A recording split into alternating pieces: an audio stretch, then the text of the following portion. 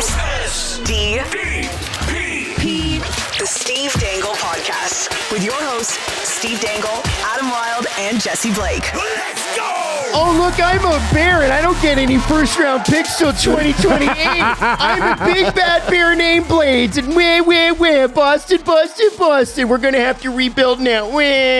Dunkin' Donuts.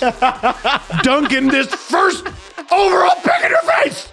Sorry, we don't get a whole lot on the Boston I'm not Bruins. apologizing for it. Why would I apologize for it? Both of you, listen, We still have Boston, you're not confetti. going to get the Leafs one until 2028. And I don't even think they're going to get the Panthers one until 2028. So they've only got their own first-round picks for this draft and next draft. And LMAO poor. Pasternak's already 30, guys. Lol poor. Lol poor. You know? And then you gave Jeffrey Viel to the Anaheim Ducks for a fourth-round pick. What were you thinking? Okay, yeah. So about that one, I don't get that one. What do you mean? Like, I'm sure there's math there. Sure. Like, he probably wasn't getting in the lineup. They weren't like, let's take this perfectly good roster player and trade him for nothing. Mm-hmm. But why? Well, to be fair, I don't think he'd had a point since like 2022. But Oh, that's why. but There's always the why. he does play like a Bruin. He does play Right? like a Bruin. That's very odd. That's a guy that should have been a Bruin. This is what I wanted to start the show with. I had to start the show with this because oh no, Bruins have it bad. VL got an assist last night. Yes, he did. Now we're not going to start there. I think we got to start with, hi Jesse, welcome back. Thank you. How you doing? I'm okay. You're okay. Yeah, I had a bit of a scare on Thursday. Do you want to talk I had about a bad bout of food poisoning, it? and that left me expelling everything from my body. Mm. And that All the bad vibes. that left me on the floor briefly because I fainted from extreme dehydration in the morning. My girlfriend heard a giant thud. She thought it was the garbage because it was garbage pickup day. Oh, yeah. in her neighborhood. She thought it was the garbage truck coming by to get the cans. It's like, oh, they got the recycling bin. No, it was me on the ground. So I did faint, and I did not have a concussion. I was cleared from concussion protocol. That's good. So I appreciate you guys. You delayed that show Thursday in hopes that maybe I'd be ready for Friday, but that wasn't happening. Well, you're never sick, And so it's a thing, You guys right? did the show on Friday. So I was thinking back. I think the last time I missed a show was around 2017. Wow. Yes, Yeah, I remember. It was nearly a decade. Do you remember? I also had food poisoning back then. Yes. That day because I threw up in the Rogers bathroom. Yeah, that's right. It was the fifth floor. How did we even get it recorded? Was it Eric Prime that did it, or who did that? No, show? I think you guys just did it. We just did it? Because you used to just hit record on the audio. Yeah. Oh, so we didn't do any video that day, I guess, because it don't wasn't that big of a deal back then. Yeah, I don't think there was video that day. But I also, do you remember I also missed the Doug Sifu podcast? You did miss I that. wasn't, I forget, like, maybe I was like, had work or like I was working at Kiss. I don't know why I wasn't like immediately available to get to the studio for the Doug Sifu podcast. Right. That You was guys on did video. it without me. And we That did. was We on had video. CJ on. Yeah. And then CJ left, and then Doug Sifu, part owner of the Florida Panthers, came on. Yeah, but so did you guys record that? Like, yeah, with the I remember SLR? recording that into Vox Pro. That was with the videos though, because We had video for sure. Yeah, because really? there's a video of that interview, right? Yeah. Would that have been you then? Because I wouldn't have known how to. Maybe you told me how to Yeah. do it, and I did it. But that was 2016 too. Wow. So in and around there is probably is the last podcast. So your Phil Kessel Iron Man streak's over. I my know. friend. I was a little disappointed. I'm sorry. That's. I mean, Say we were bad. too. We were like quitter. Oh, yeah. We were texting, the group chat was going on Friday, and I'm in an Uber on the way to get my procedure done. Mm-hmm. And there was a decision that had to be made. And I was like, Adam, I'm about to be medically unconscious. Mm-hmm. You're the last one standing. You need to make a decision here. So I fainted this year. Jesse fainted. Yeah. Adam, you're Not next. yet. Yeah. Not yet. Still You standing. can get there. No. No. What's Well, it going to be? Let's talk about it. What's it going to be? What's my ailment what going to is- be? Yeah. I don't. We're at the age. What's it going to be? So I apologize to anybody listening if I'm a little low energy today. I'm still trying to get back to 100%. It's I lost so much, just everything out of me. Everything. I feel like I lost 1 million pounds.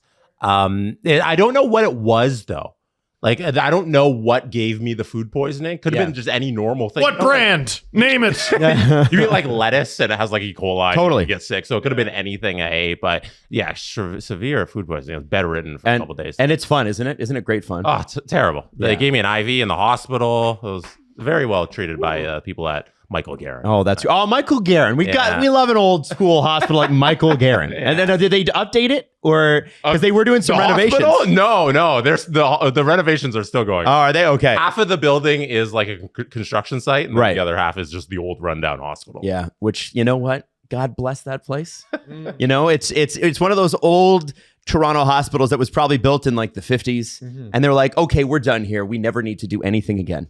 Excellent care if you can ward off the Resident Evil zone. Yeah, exactly. Yeah. And you know what's funny is back then too, like hospitals used to have carpet. I don't know if you guys remember that. Hospitals used to have all carpet and shit. No. So yeah, which is a stupid idea. Yeah. Like I guess the idea was to keep it quieter, but you know, with people like Jesse walking through the door expelling everything, it kind of creates a bit of a hazard, right? This probably didn't even think about it. Yeah. No, there's floors. We should put carpet here. And that's where carpet goes. The other thing of the old hospitals in Ontario is like they've got the narrowest little hallways, and the new ones it's like gigantic. Yes. It's like these tiny little hallways. You're just like sneaking by people to get to your room or whatever. So Jesse, did you get a room or did you just get the IV brought to you in the emergency room like most people? Like where you have to sit up straight and suck it up. I went to the RAS Center. The RAS Center. The RAS where they make fun of you. Yeah, that's where they just make fun of you. They razz what an you a little idiot. bit. Yeah, they roast you. They make fun of your illness. Kevin Hart comes out and he That's makes a joke. And then, so yeah. Anyways. Jesse's so tall. I said, Jesse is so tall. And then joke. Yeah, and then that's the thing.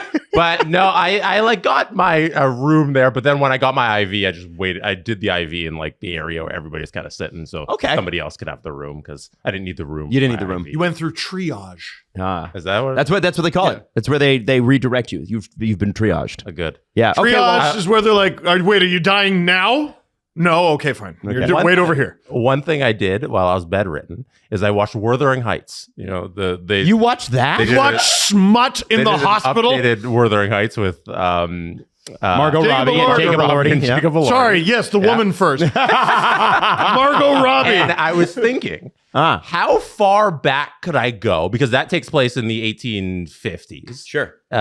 Emily Bronte, who wrote it, she died in like 1859-ish from a case of tuberculosis. And like she got tuberculosis and she died. Michael Guerin was not around to save her back then. 1860s. That's right. Yep. How far back would I go where if I get food poisoning, I'd be dead right now? Not far. You know, I was like, this isn't very long in the past. I think I'd be dead. I think you're about maybe 100 years. And if you were living rurally, maybe 60, 70 years. It's not far. It's not far. The car thing really changed things for people because if you got food poisoning on the farm and you were 20 miles away from the hospital, well, good luck walking or getting there on your horse, right? But the car kind of changes that because then you can drive to the hospital. But I do think, like, you got to remember, like, the pipes that they've installed, and they're doing construction next door in our building. Some of the pipes they're pulling out of the ground in Broadview here are 100 years old. Made of asbestos. Yeah, they probably are. Like high concentrated pure asbestos. I think, you know what, Jess? It would not have been that long. And I was thinking, even when you're going to the washroom so much, washing your hands after. Yeah. Just so you're not then getting infected from your own stuff again. Germ theory is what, 100 years old? That's like very recent. Yeah. Just like washing your hands regularly. Hey, was there a stigma with that? Is washing your hands? What are you, a woman? Like, there must have been. Yeah. Oh, there definitely was with seatbelts. Guys. I mean, imagine too, like making it to your 40s, like we're almost there, Steve, and having all your teeth. It was pretty regular in our parents' and grandparents' generation for people to just be missing teeth. Just not have them.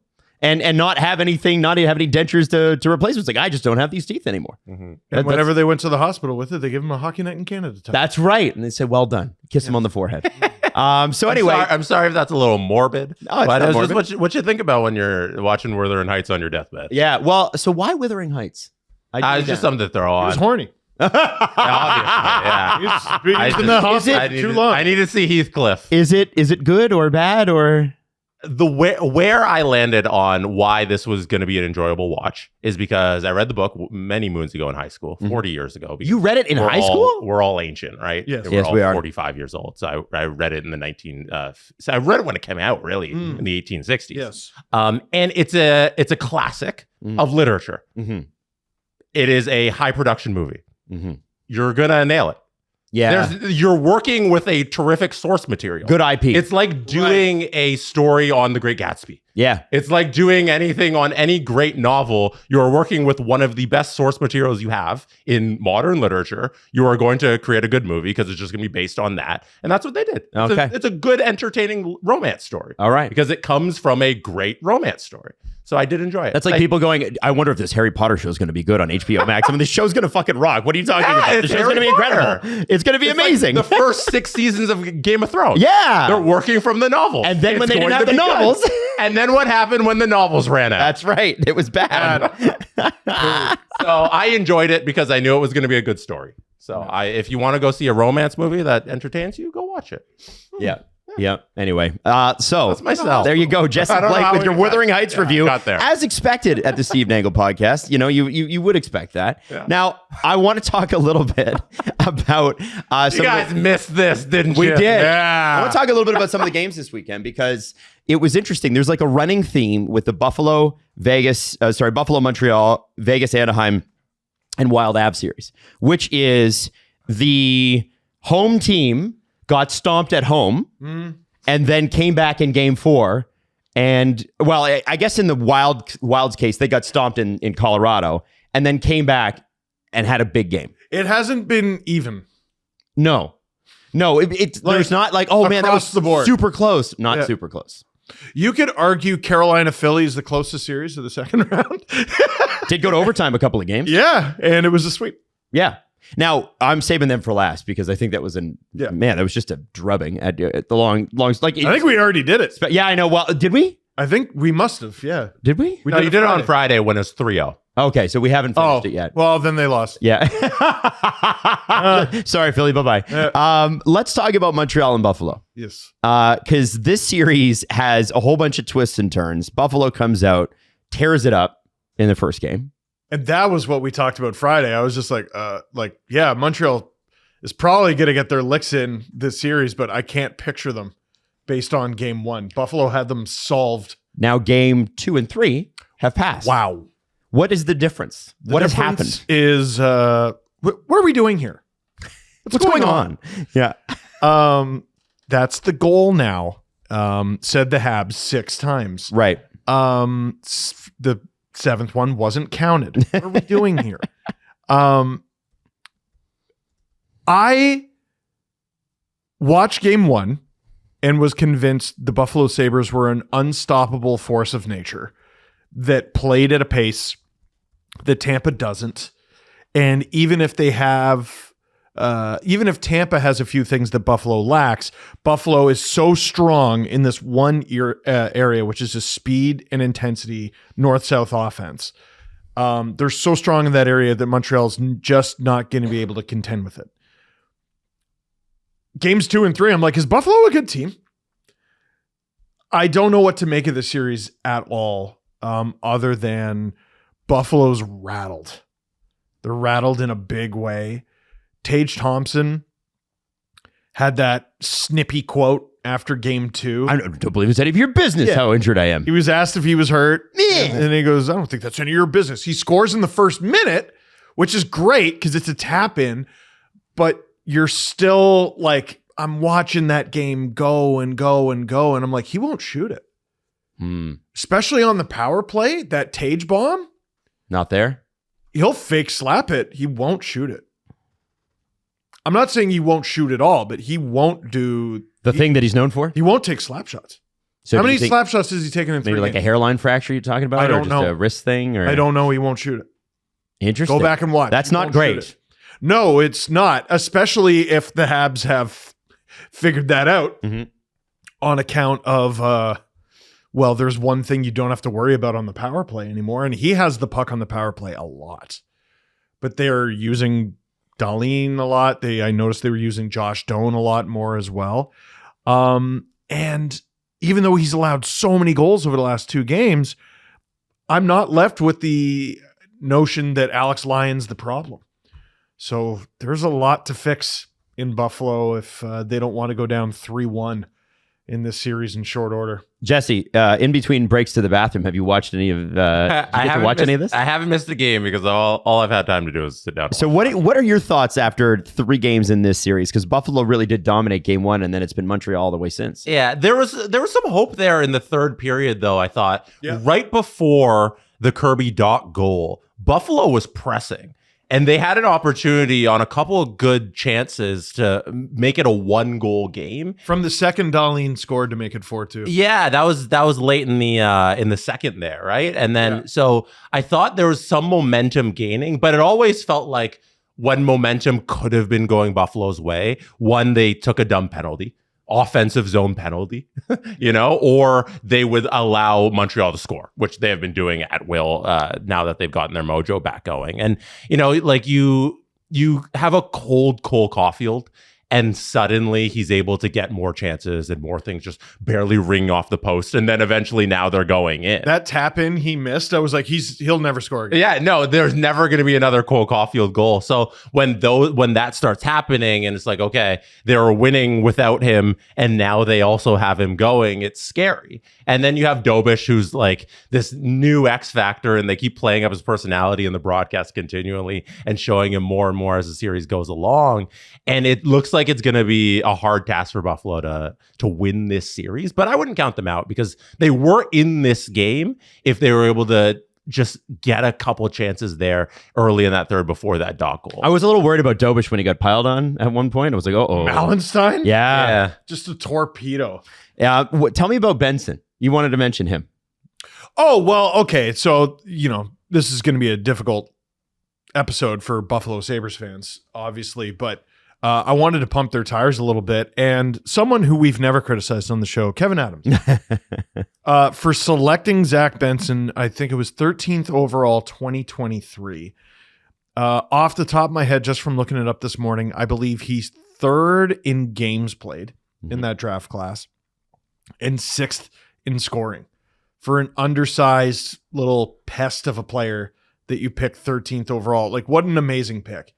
And in a series where a lot of guys look rattled, I mean, he does too, but I guess it's in a productive way.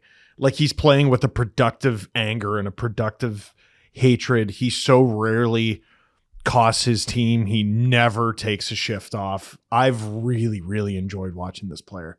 And he loves playing in Buffalo. He told the whole crowd, man. He was like, play the hits. Yeah. I sure love home team fans. You know what? I watched that Zach Benson interview, and I honestly, like, I know some people say they say it off, on like behind the scenes here, whatever. Yeah, like the city or whatever. It would be so nice to hear that in Toronto. And I know it's been forever since anyone said that in Buffalo, and the fans deserve that. Yeah. They really do. Yeah. It is awesome to play in Buffalo. The organization was just shit for 15 years, but no one ever complained about playing in Buffalo when they were great. It's a great place to play hockey. This is the loudest series. Absolutely. The loudest. And absolutely. And that's contending with damn Colorado, Minnesota, which is also pretty deafening. Yeah. But Montreal, Buffalo, I mean, watching the anthems yesterday, even though Buffalo scored the first minute goal, you're like, yeah, Habs by 1,000, I think. You think so? Yeah. Yeah. Just that the fan, you have to take something from that. Yeah. Right? Mm-hmm. You have to. And I think it takes a special kind of player on the road side to be like, isn't this great? Yeah. And not be intimidated by it. And for all the home players, you're just like, yeah, we're going to absolutely put these guys through the boards for all of you. It's the best. When did they get medal? Who? The mascot? I don't know. Don't ask me that. I don't know. The chat was like, who the hell is that mascot? And I didn't see it. So I went, oh, that's Yuppie. Yeah, I don't know what his story is, but he's a funny He was the Expos mascot in the Canadians. Then at the end of the game, there's this light blue mascot with an orange beard wearing the baby blue, powder blue Habs jersey. Yeah. And on the back of his nameplate, it says metal. Yeah. I'm like, who the hell's metal? Yeah. I mean, yeah. Hell yeah. Hell yeah, brother. Yeah. But also, where did you come from, brother? When did they get that thing? I like that. Yeah. Good for you, Montreal. I like that. Good for you, but also, That's metal as hell. say. Where did that? Jesse, are you looking at Metal metal? had announced his retirement in October of 2023. Oh. So apparently When he's back. did he make his debut? Unofficial Canadiens mascot Metal announces retirement. So he's unofficial. Beloved blue mascot hangs up his skates and heads to the bench.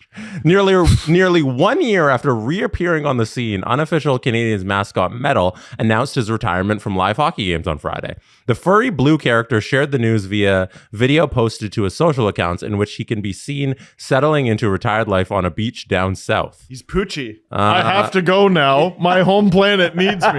The mascot's original gig with the Canadiens throughout the 80s and into the early 90s went on a hiatus after a night of bad choices partying with the club following the 1993 win. Hell yeah. What the hell? Hell yeah, metal. Hell yeah. Those events saw Metal fall asleep in an ice machine in the Forum basement and spend the next 3 decades in suspended animation. So it's a bit. He reemerged blue from his cryogenic sleep, except for his iconic orange mustache and mullet during renovations in 2022. So there you go. So he's the team's unofficial mascot for the reverse retro games. Perfect. In 22-23. That is, by the way, metal is every 80s Montrealer. I just want to throw that out there. If you're a Montrealer and you hit your peak in the 80s, that's you are metal. You're descended from metal. He looks like the dad from the motorcycle show where he screams at his son. Yeah. What's that show called? I think West Coast Choppers, I think. Yeah, that What one. it is?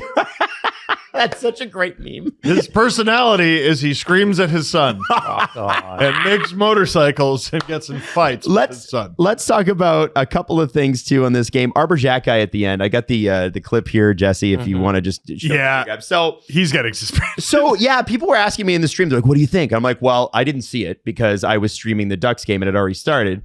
But, watching it afterwards, it is bad. But then I go, but it is the player safety department and I don't know how they look at this. Yeah, so that is okay. You're all looking at this a little too... a lot of people are looking at this without nuance. Mm-hmm. In a vacuum, what Josh Norris did, which was not all that far removed from what Ridley Grigg did. Logan Stanley was tied up with a Habs player, I forget which one, and Josh Norris goes and tries to Hadouken the guy right in the face. That's bad. My description of it is bad. Arbor Jack guy just glove on punch someone in the face. And it was Carrick, right? Sam Carrick, yes. That's bad. So here's him winding up and then Hadouken! Oh my God. Guys. Now this happens You have in to every watch game in a Florida Panthers series. Not like this. No. I mean, yes, but also no. It happens in every Florida Panthers game in spirit. Okay.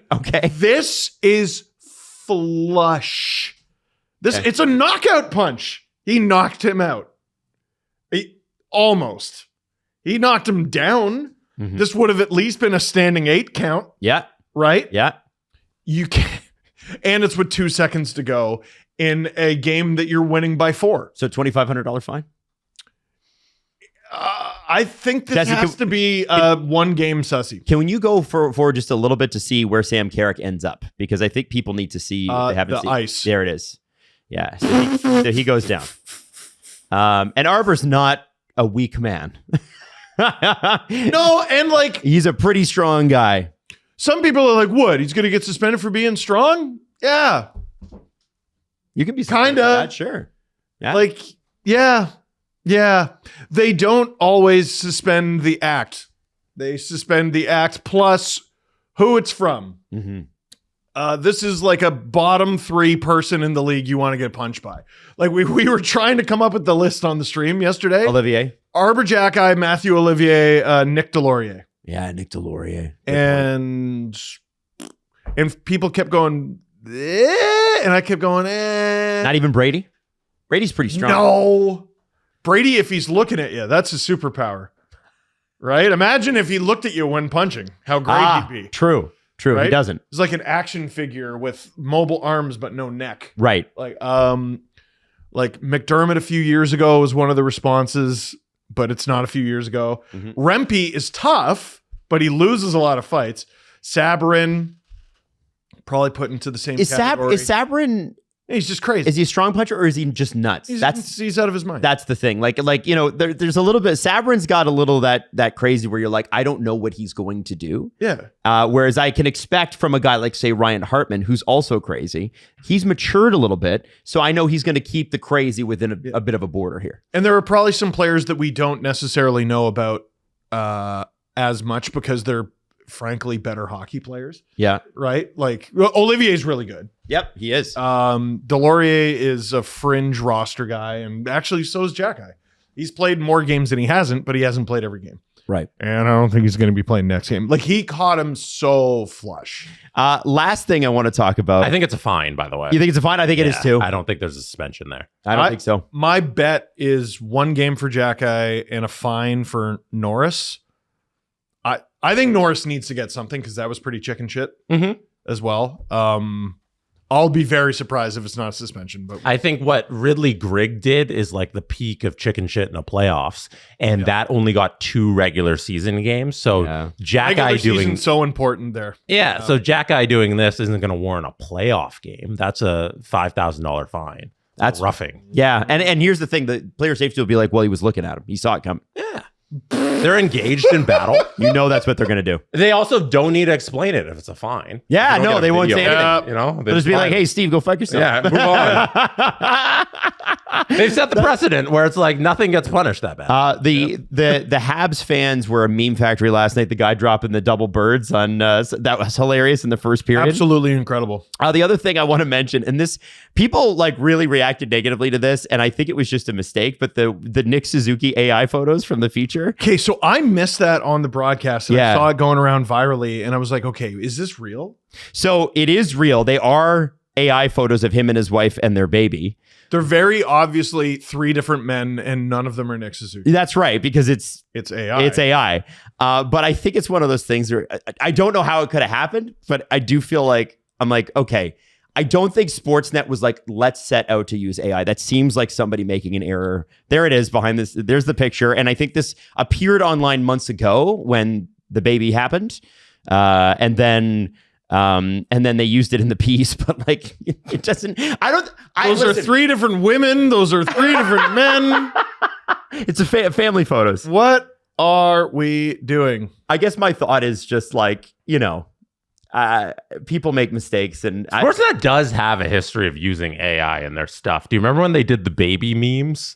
Oh, when they did the panel as the AI baby. So lame. You remember that when it was a big thing, those AI babies, and they did that with the full panel? Even that is not trying to be like, this is literally Kyle Bukauskas right now. Totally. You know what I mean? Totally. Where like they're doing a bit. Yeah. They're like, oh, look at him, he's like a baby. But it's funny in that it's the same kind of funny that your really old aunt on Facebook likes Minion memes, right? Like it's that kind of humor where I can see why they ran with it because maybe that's the audience, but like it's such an ignorable piece. This one, people are like, I'm so disgusted, and I'm like, I don't know that it warrants that kind of reaction. Like it is probably a mistake. It's hilarious and it's sloppy, but it's kind of funny too. I don't know. Here's what I'll say, because you do see some broadcast experts go, do you know how many people needed to vet this before it got to air? Yeah. And I'm here to tell you, not many. An actually alarmingly small amount of people.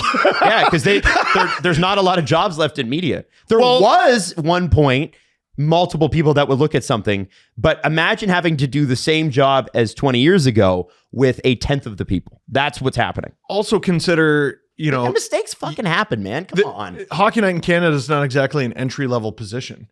And this is probably like someone who's been there before and doesn't exactly get their work checked. Yeah. If you had to check every single piece, like if it had to be vetted by someone, like your expertise is supposed to be the vetting. Yeah. You were vetted when we hired you. Well, You know? The way I look at this is far be it from me to criticize a mistake like this when I make tons of mistakes. Oh. I can't. I simply can't. So do I. But like, I guess at minimum, it's like, can you... Yeah, maybe You just should don't- know what Nick Suzuki looks like. Yeah. I don't know, The guys. one on the left is a little Suzuki-ish. It's a little. The hairline. That The hairline. could be his brother. Brother. Who's the guy in the bottom right? That I don't know. I don't know. That I'm not sure. Probably That was on the man? Bachelor season That's 15. second cousin territory. That's not brother anymore. That's second cousin. It's a nice sweater though. Nice It knit is. sweater, you know? It is. All day. Also, why is it here's the photos, here's her pregnant, and then here's the baby? Like, do people do that? Mm-hmm. I don't know. I don't know. I'm going to criticize the AI collage and how they've organized. No, their- I'm going to say it's a faux pas. He's wearing the same outfit top right while she's pregnant, and then on the left when she's had the baby, he's wearing the same outfit. Get a stylist, Nick. No, that's gross and weird, and I hate it. And please don't do it again. Yuck. Ew. No thanks. Those are my thoughts. Anyway, we'll move on from that. Let's get to the BetMGM big story. BetMGM is an official sports betting partner of the NHL. And listen, I want to talk NHL adjacent because there are some NHL players currently playing in the Calder Cup playoffs. And as Toronto Dakota fans, Mermis. we gotta hold on to what we got. Easton Cow and Dakota Mermis, Bo Grew, and they are in the division finals, which is a best of 5 series. The Toronto Marlies against the Cleveland Monsters, who are the Columbus Blue Jackets affiliate. Also in it, Wilkes-Barre and Springfield in the Atlantic Division. In the Central, it's Grand Rapids and Chicago. And then Pacific Division, Colorado Eagles and the Thunderbirds are also in too. So here's what I got to ask you, because it was a big comeback against, Laval. They had, they were down 3-1 in that series. Ask me. Is Toronto the team with the brighter future since our AHL team beat them in the division semifinals? Let's ask a better question, Adam. Oh, okay. Sorry. Who can't protect a 3-1 series lead in the playoffs? Well, like it's hard. Them back. Yeah! We are equal. These are the same. Woo! Dakota Mermis picking up that beer and fake drinking it Was awesome. awesome. I'm glad it was a fake drink upon watching it further, lest he get every disease. Hey, man, that's a big win. Yes. Yeah. That's a really important experience for all those guys down there. I love it. I hope it keeps going. Jesse, Vinny Lettieri was an NHL player for a long, long time, was with the Marlies all year this year. Second in Calder Cup playoff scoring. Wow. Behind Oscar Fisker Molgaard. Yeah, What a name. obviously. Osk Fisk Mole. Obviously. He's got 9 points in 8 games, Vinny. William Villeneuve is 4th. Uh-huh. Craig Berube hates playing this guy. Is William Villeneuve a guy, guys, that we can see on the roster next season for the... Because, John Shaika has said, and apparently it's Shaika, not Shaika. yes. John Shaika has said that they're going to build from the defense out. They need puck movers. William Villeneuve is a puck mover. Craig Berube hates anybody under the age of 30. Yeah, so that's why you fire him. Mm-hmm. So anyway, like I don't know why we're still having that conversation. Please just fire the guy. But when it comes to Will Villeneuve, he's getting to the age where I don't know how much more development he's got left. Like he's coming up on 25. Mm-hmm. Having him as a fringe of the roster guy. Can he not take the Philippe Myers spot? Yeah, like he doesn't need to play every day. But Or the I would- Troy Stetcher spot? He could potentially take the Troy Stetcher spot or the Meyer spot or either spot or both spots. Yeah, I would have him on the team. Jesse, The way things stand. would you have Will Villeneuve on the team? It's so disappointing to see that he only got into 3 games this past season, because if there was ever a year to give him a shot and see what he actually has, it was these last couple months of Leafs hockey. So knowing that in the moment when they could have just played him 20 minutes a night and it would not have mattered, and he only got into 3 games, it makes me not very hopeful for his future as a Leaf. Right. I do. He's going to go look great in Boston. Yeah. I do think there's value in. All right, so it's a new management group, right? Not entirely, but for the most part. And, I'm sure Chaika knows a lot about these guys, but like, what's he been at every Leaf game? Has he been at every Marlies game? Has he been scouting them? The fact that they're on a deep run allows him to actually kind of do that and see them in person. There's a lot of value there. And if you don't get to see them in person because you're too busy at scouting meetings and meeting with the coach, which they did this weekend, whatever, you could just look at the video. Well, the people who work for you get to watch. Yes. There's more games, more sample. That's great. Always good news. Worth And it's mentioning. very valuable for the Marlies right now that they're still playing. Yes, Like just absolutely. for the new guys coming in and everything, evaluating. This is great. They're trying to win a championship, and they're also trying out. And Ben Danford just got called up. Dan Benford. Yeah, so he's going to be playing his first AHL action, or maybe he doesn't play in the playoffs and he's just sitting on the bench, but he's going to be around the team, which is good. That'll be a Do you guys think he fascinating gets in? I mean, if there's an injury, why not? Also, don't you want to at least see him in one game? Yeah. You got to see him in one game. They See have him so early many- in the series. They have so many guys. Well, that's the AHL, though. Yeah. And how many of those guys are a first round pick? Just Cowan. I think 0. Well, not on the decor. Yeah, that's what I'm saying. Right. You got to listen. I understand that you got to win a championship here, but you also got to see what your first round pick can do with men. Yeah. Yeah, that's true. And he's played a lot of playoff hockey over the last 2 years. Finals, and then this year, conference finals. Easton Cowan has 6 points in 8 games, by the way. 7 if you include the one he scored on his own net. That's right. Yeah. And we always he's do. looked good. We always do. Let's pad those stats. BetMGM.com for terms and conditions. 19 plus to wager, Ontario only. Please play responsibly. If you have any questions or concerns about your gambling or somebody close to you, please contact Connects Ontario at 1-866-531-2600 to speak to an advisor free of charge. BetMGM operates pursuant to an operating agreement with iGaming Ontario. All right, let's go to the Wild and Avalanche, which is the other, I think, series that most people have their eyeballs on in the second round here. Their flippers and goggles on. Yeah, it's been a wild one, and I think the Avs taking 2 at home was a massive win for them. Of course. And it got back to after game 1. You said, I know that Montreal's going to get back in this series, but I don't know how. Right. That's how it felt with Minnesota too. I'm like, I know they can, but how?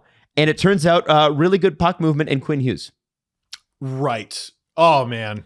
That when he scored, I think it was the second goal. Mm-hmm. I was like, yeah, they're winning the game. They're winning the game. They figured something out. It's funny how much offense comes into play on defense.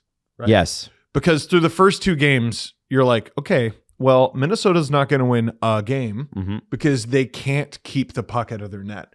Well, you get the lead early. It's a lot easier to plan and park the bus a little bit. And then you take advantage of your opportunities on the power play. And they just picked Colorado apart methodically.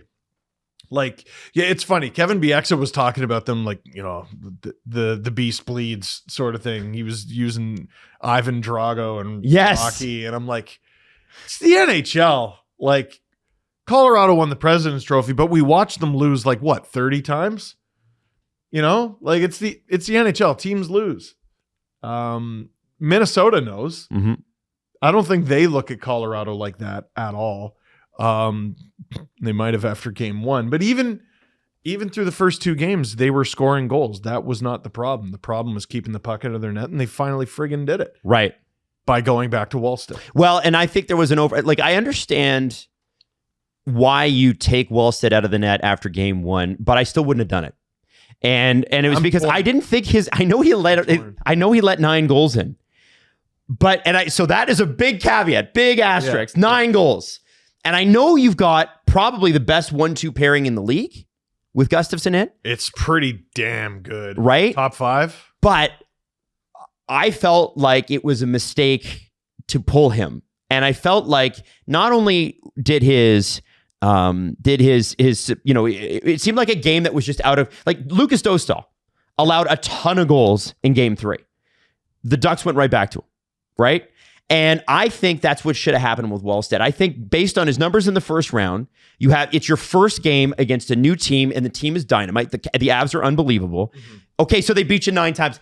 Let's let the rookie get back in there. He's not rattled. He's cool as a cucumber. But they put Gustafsson in, and I actually think that move cost them game 2. Because Gustafsson let a couple softies in. And once you do that with Colorado, they're gonna strangle you.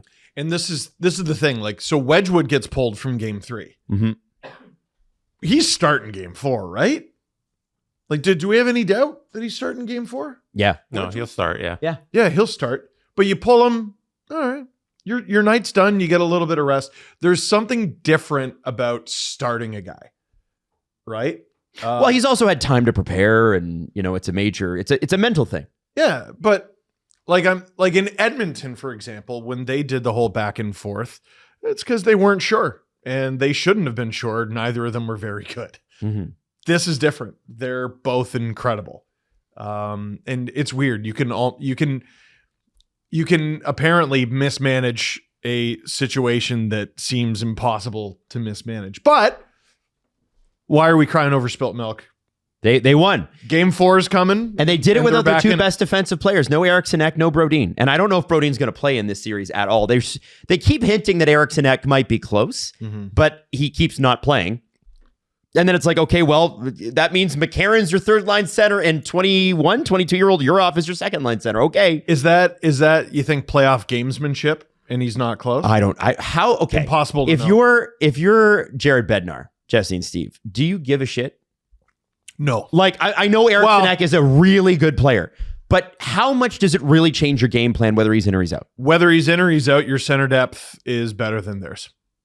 Beginning, middle, end. You probably have 3 centers that could be their number one center before, how many centers on the Colorado Avalanche are better than Ryan Hartman?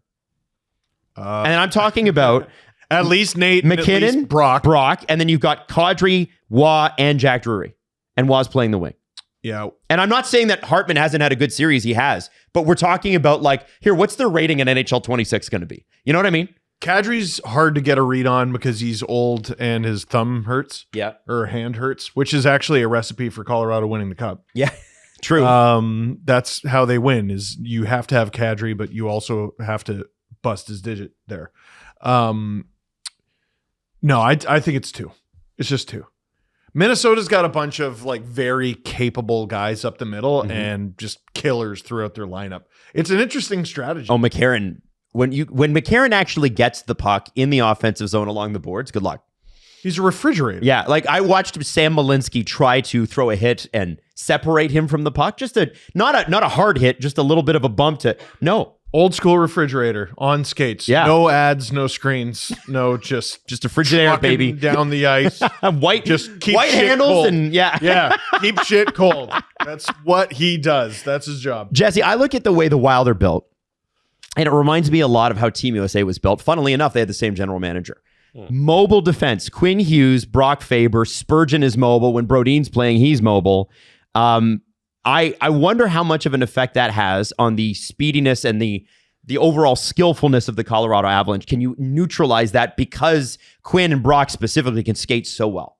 Yeah, I think the whole Minnesota Wild centerman and their lack of star power down there is so overrated, because you watch these games and they have just a great ability to score from everybody else in their line. Yeah. Their wingers are crazy. And then their centers pitch in every now and again with the goals that they need. And it's so immaterial to the final execution of a good hockey team. This is a team that put up 6 goals on the Avs in game 1. And Drew still sits there and looks at the line and he's like, we're going to dummy these guys. Yeah. Ryan Hartman's their 1C. How could we even lose a single game? I'm like, have you watched them play? That's really how they do it. Imagine believing in your team. Oh, man. Could be me. Hey, how about this? That's so crazy. Jesse, to back that up, second in playoff scoring, Kirill Kaprizov. Third, that was nasty. Quinn Hughes. Tied for 6th, Matt Boldy. That's 3 guys who are essentially in the top 10. That's Hughes with 13, Kaprizov with 14, and Boldy with 11. So they're getting it from elsewhere. What they did against Dallas, and then now their ability to score in this series against the Avs in game 1 and then winning game number 3 should be enough evidence that they have a well-constructed team. And that even though you don't have stars down the middle, there are a lot of stars on the wing, and then the 2 best pairing offensive defensemen in the league. No, there's stars in Cancun thanks to them. Hey. Joel Eriksson the Canes. Joel Eriksson Ek, by the way, will not play tonight. Okay. He is out. He would miss morning skate and they ruled him out. Same with Jonas Brodin. So they're not going to have him, but they don't need him. They got to play. Next man up. Even the guys who are you don't know how many years left they have in the NHL, like Matt Zuccarello. is still a very good player.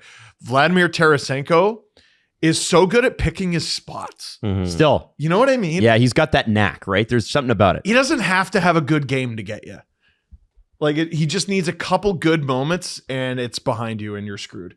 He pulled the Forsberg on the Avalanche in Colorado, which is actually insane, except they lost the game. Yeah, it would have been talked about a lot more. And that line has actually been quite effective because that's not, he's not high up their lineup. Like he's not playing. He's accepted his role as sort of depth scoring. He got sick of Detroit, right? That's why they moved him for future considerations.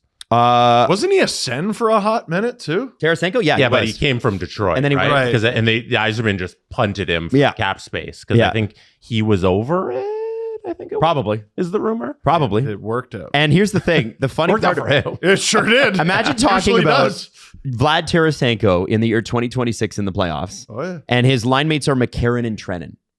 Like Trennan, who led the league in hits in the regular season, and Michael McCarron, who actually was really good with Kiefer Sherwood in Nashville on the fourth line a couple years ago in the playoffs. Unbelievable, those two. But that is not, when you look at that on paper, like, really, is that the recipe for? It is. It's well. It's good. Well, I feel like we've had this conversation with McCarron already, and it took him a very long time to turn into this player consistently, but a great example of a first round pick who did not achieve his ceiling. Yep. Like you don't draft fourth liners in the first round on purpose. Yep. But has put together an incredible NHL career instead of that. One guy I remember, I want to say it was Tyler Dello, who's now assistant GM of the Hurricanes. Yeah.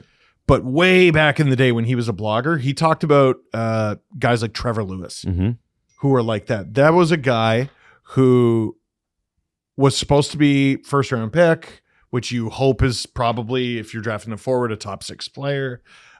He just put together an extremely consistent depth career in the NHL, hundreds and hundreds of games, maybe even 1,000. I don't know if McCarron's going to get to 1,000, but he's obviously helping Minnesota win games right now. Absolutely. I have to say too, so they put in Jeff Petrie for game 2. This is Minnesota.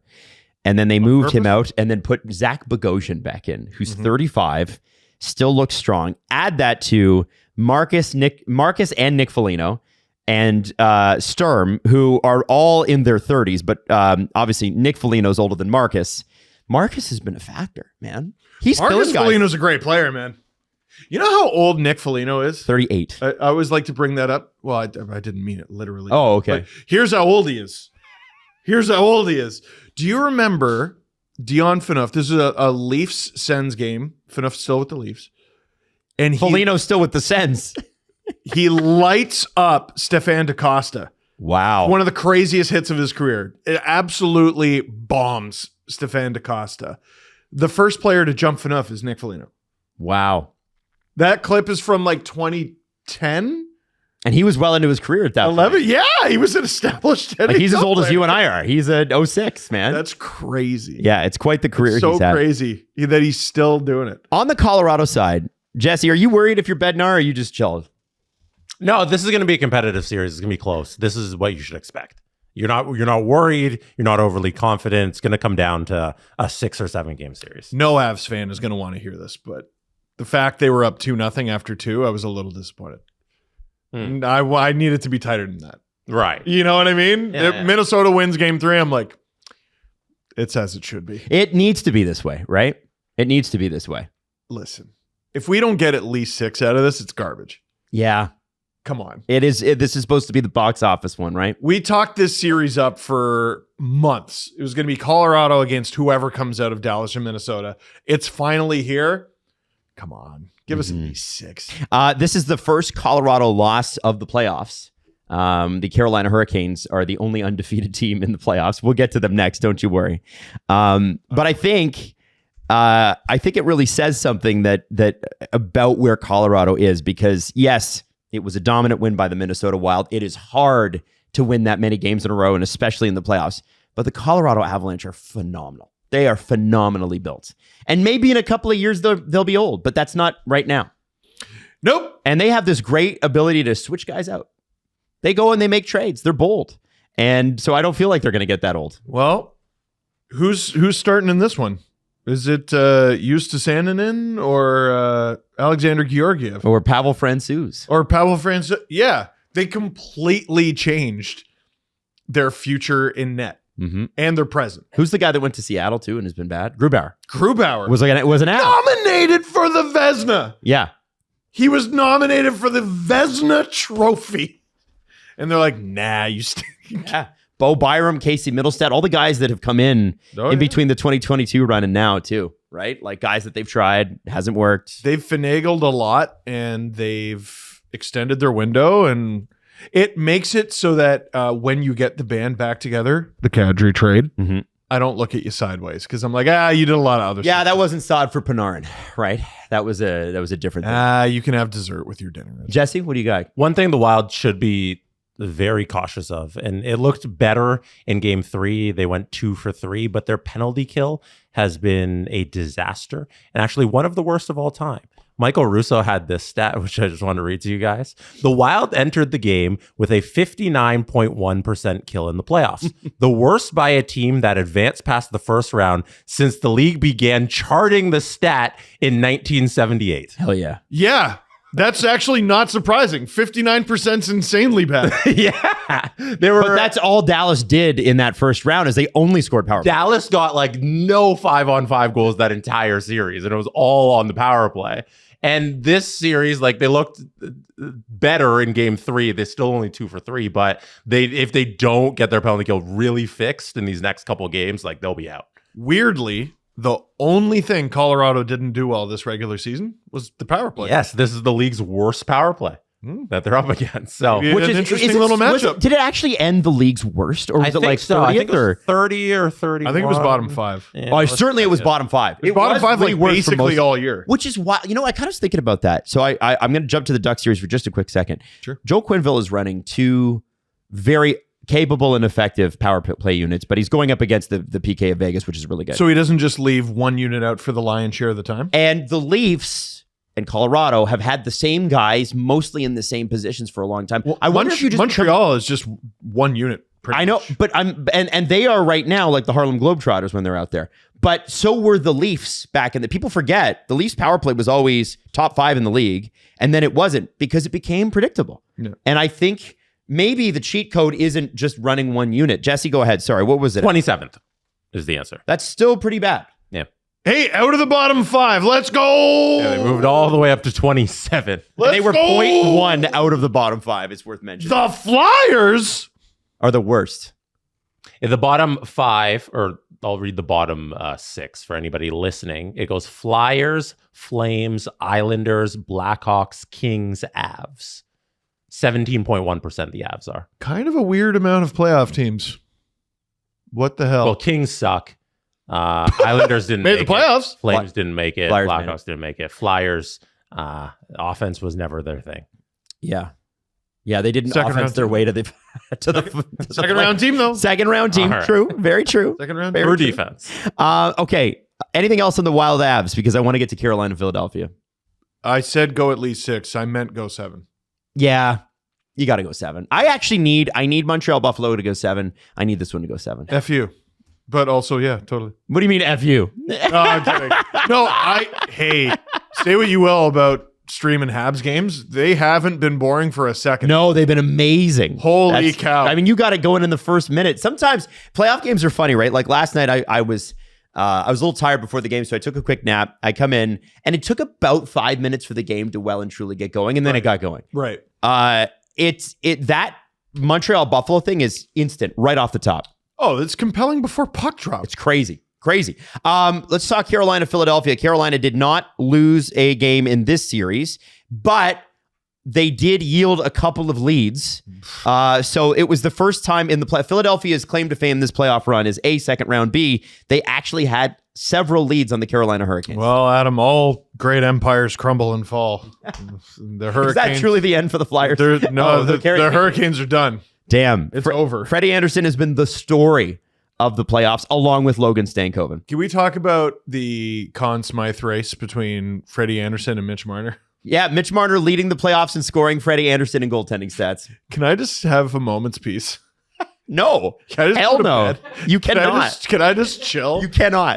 Can I have a moment to myself where I'm happy the whole time? Marner, I think he had the 4 or 5 point game on Friday. Oh, did he? And then last night he had another 3. Oh, that's good. Yeah, he was great. He was That's good. phenomenal. Oh, that's great. Oh, I'm so happy for him. That's great, man. It was announced today Mark Jankowski, who's been a big part of this Canes run, has signed a 2-year extension, $1.85 million AAV. That's pretty sweet. I did not know that. For him. So when this goes to overtime in game 4, and I had to go back and watch it because I was streaming when it went to overtime, the Carolina Hurricanes just said, okay, you're not going to get another shot in this series. Yep. And the Flyers went, oh, want to bet? We'll try. Hurricane said, I bet you will. They simply can't. Like, you just... So this is the thing. So the Canes said after this series, and I wanted to know what you guys thought from watching them. Like, last year, this was a good team that got run over by the Panthers. So did everybody else, right? Yep. And, you know, the one Achilles heel of the Carolina Hurricanes in the playoffs in the last few years has been, if they run into a team that drags them into the muck, they can't handle it. Okay? That's the truth. That team's not always there. And I don't think it is this year. It's not. Like, It's not. There's some tough teams. Like Montreal, Buffalo are tough teams, but I don't think they're drag you into the muck the way that Panthers would. Montreal is a really interesting... Both teams in this series, actually. Montreal and Buffalo, I think, stylistically are really interesting matchups for Carolina. Oh, I don't know if either gets it done. Carolina's a boa constrictor, man. They will just really slowly strangle you. Because they don't completely dominate you, right? It's just... Well, they kind of let you think you're in it. And then you look at the score sheet after the game, you're like, how the hell did that happen? We got 40 shots? outshot 42-15. Mm-hmm. I felt like we played well. Lost 3-2. Curious. Weird. Anyway, let's see what game 2 has in store. The exact same thing. Yeah. Now, Jesse, there have been those who have said, and I'm one of them, and you have to state this as a fact, I believe, Carolina's path has been easier than any other team thus far. Okay. You got the Canadians the Senators who really underperformed, and Linus Ullmark was unbelievable, and Brady seemed injured. That series did not go the way anyone thought. Nobody thought that went that way. No. Philadelphia, we could kind of see. Philadelphia was like, well, you know, Philadelphia's a young team, and they're going up against a team that's done this for years. Mm-hmm. Well, someone saw it coming.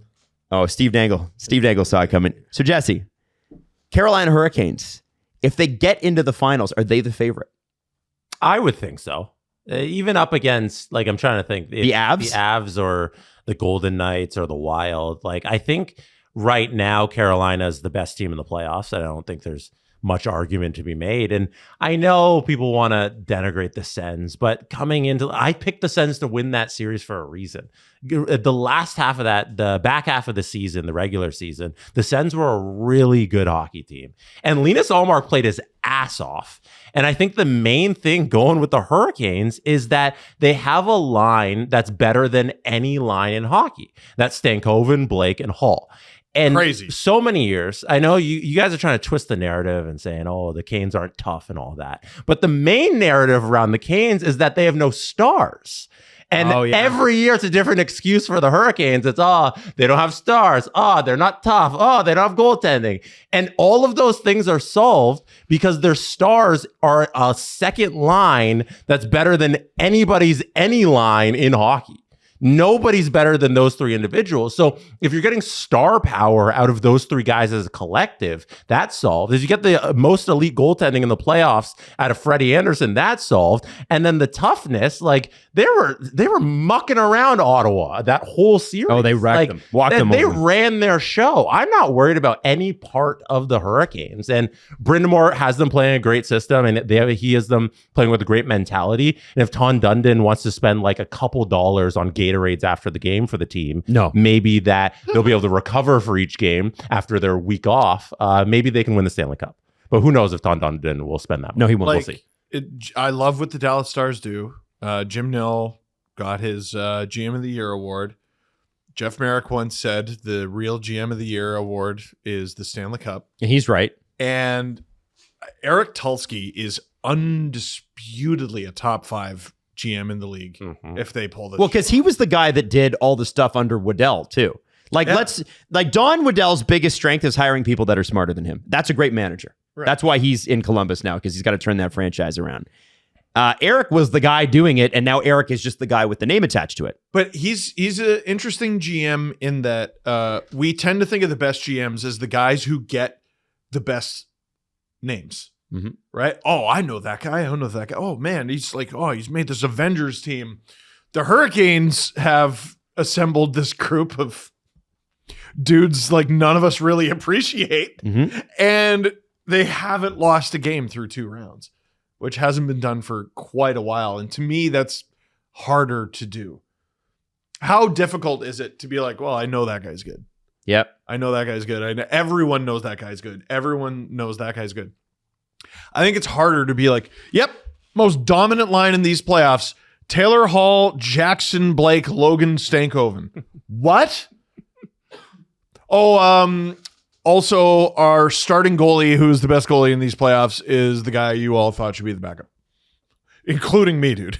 Like, it's hard. It's hard to do what the Hurricanes have done. I'm so impressed. So, the one thing I want to say about the Canes that I really respect is, you remember a couple of years ago, they lose Pesce, Shea, and who else was it that summer? They lost like 3 key guys.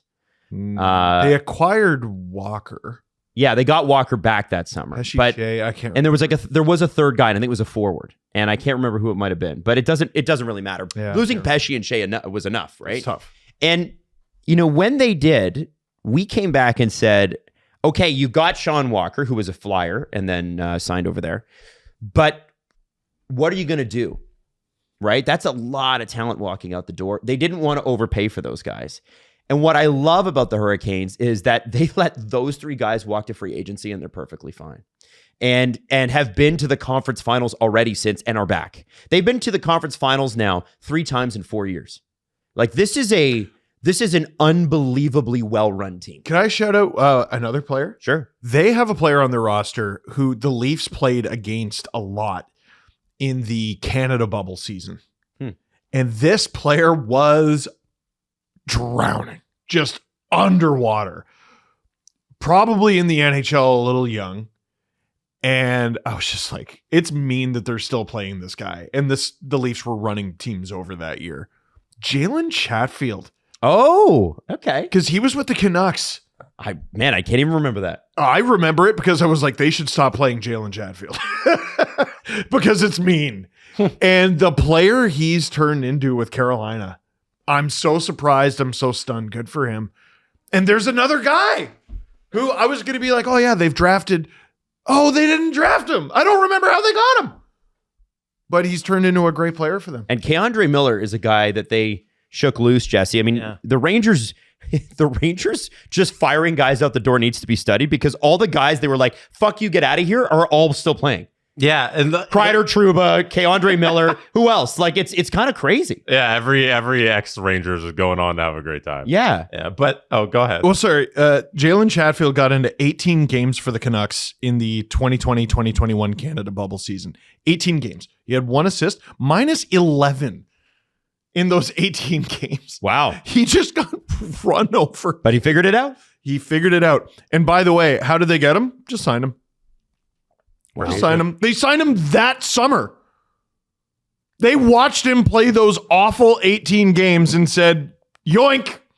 They signed him that summer, and he's been a Hurricane ever since. Yeah, and since that summer, he's just grown and grown into bigger roles. Like, since that summer, he's been a consistent Carolina Hurricane. Since the 22-23 season, playing like 75 plus games or whatever every year. But his minutes have slowly been going up, and now he's just the most steady right hand next to Slavin. And that's just his role, and he's excellent at it. Even with the Canucks farm team, he played quick math, like 150 AHL games, 2 goals. And the Hurricanes are just like, this guy's awesome.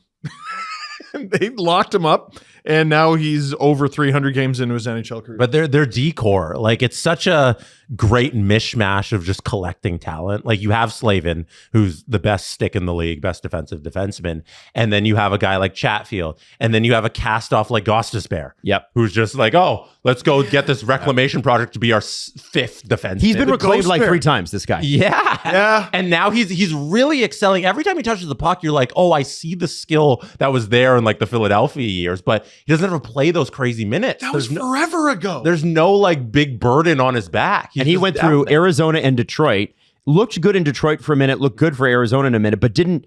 It never fully came together for him. Like his rookie year was awesome. Did he make the All-Star team and stuff? Like he was. Oh, that I don't remember. Like he was like really good at the beginning, and then I want to say there was like the emoji campaign. Like people just put the ghost emoji and the bear emoji. Yeah. Vote ghost. It bear. reminds me of OEL. Going through that whole thing of his career and then just kind of landing on a really good, competent Florida team that can just place him into the lineup and he wins the Stanley Cup. Like he's a fifth, he's on the third pairing of their defense and he just solid. I'll give you something I forgot. This is his second run with the Hurricanes. The Gostisbehere, is it? Yeah. In March 2023, traded from the Coyotes to Carolina for a third-round pick in 2026. The pick has not been used yet. Oh, wow. Because it's 2026. And then he signed with Detroit, and then he signed with Carolina. Yeah. And then I completely forgot. Keandre Miller, who you brought up, that's taking advantage of a New York team that wants to sell everything. And even though he's still a really good defenseman and usable and they don't want to pay him, you can pay him the money because your Carolina, your cap situation's so good. And it's not that much. Is he making that much? No, it's $7.5 million. They didn't want to give him that over 8 years. Traded from the New York Rangers to Carolina for Scott Morrow, a first-round pick in 26 and a second-round pick in 26. And Scott Morrow's probably so sad about that. He's probably like, because he played a pretty good like depth role for Carolina last year.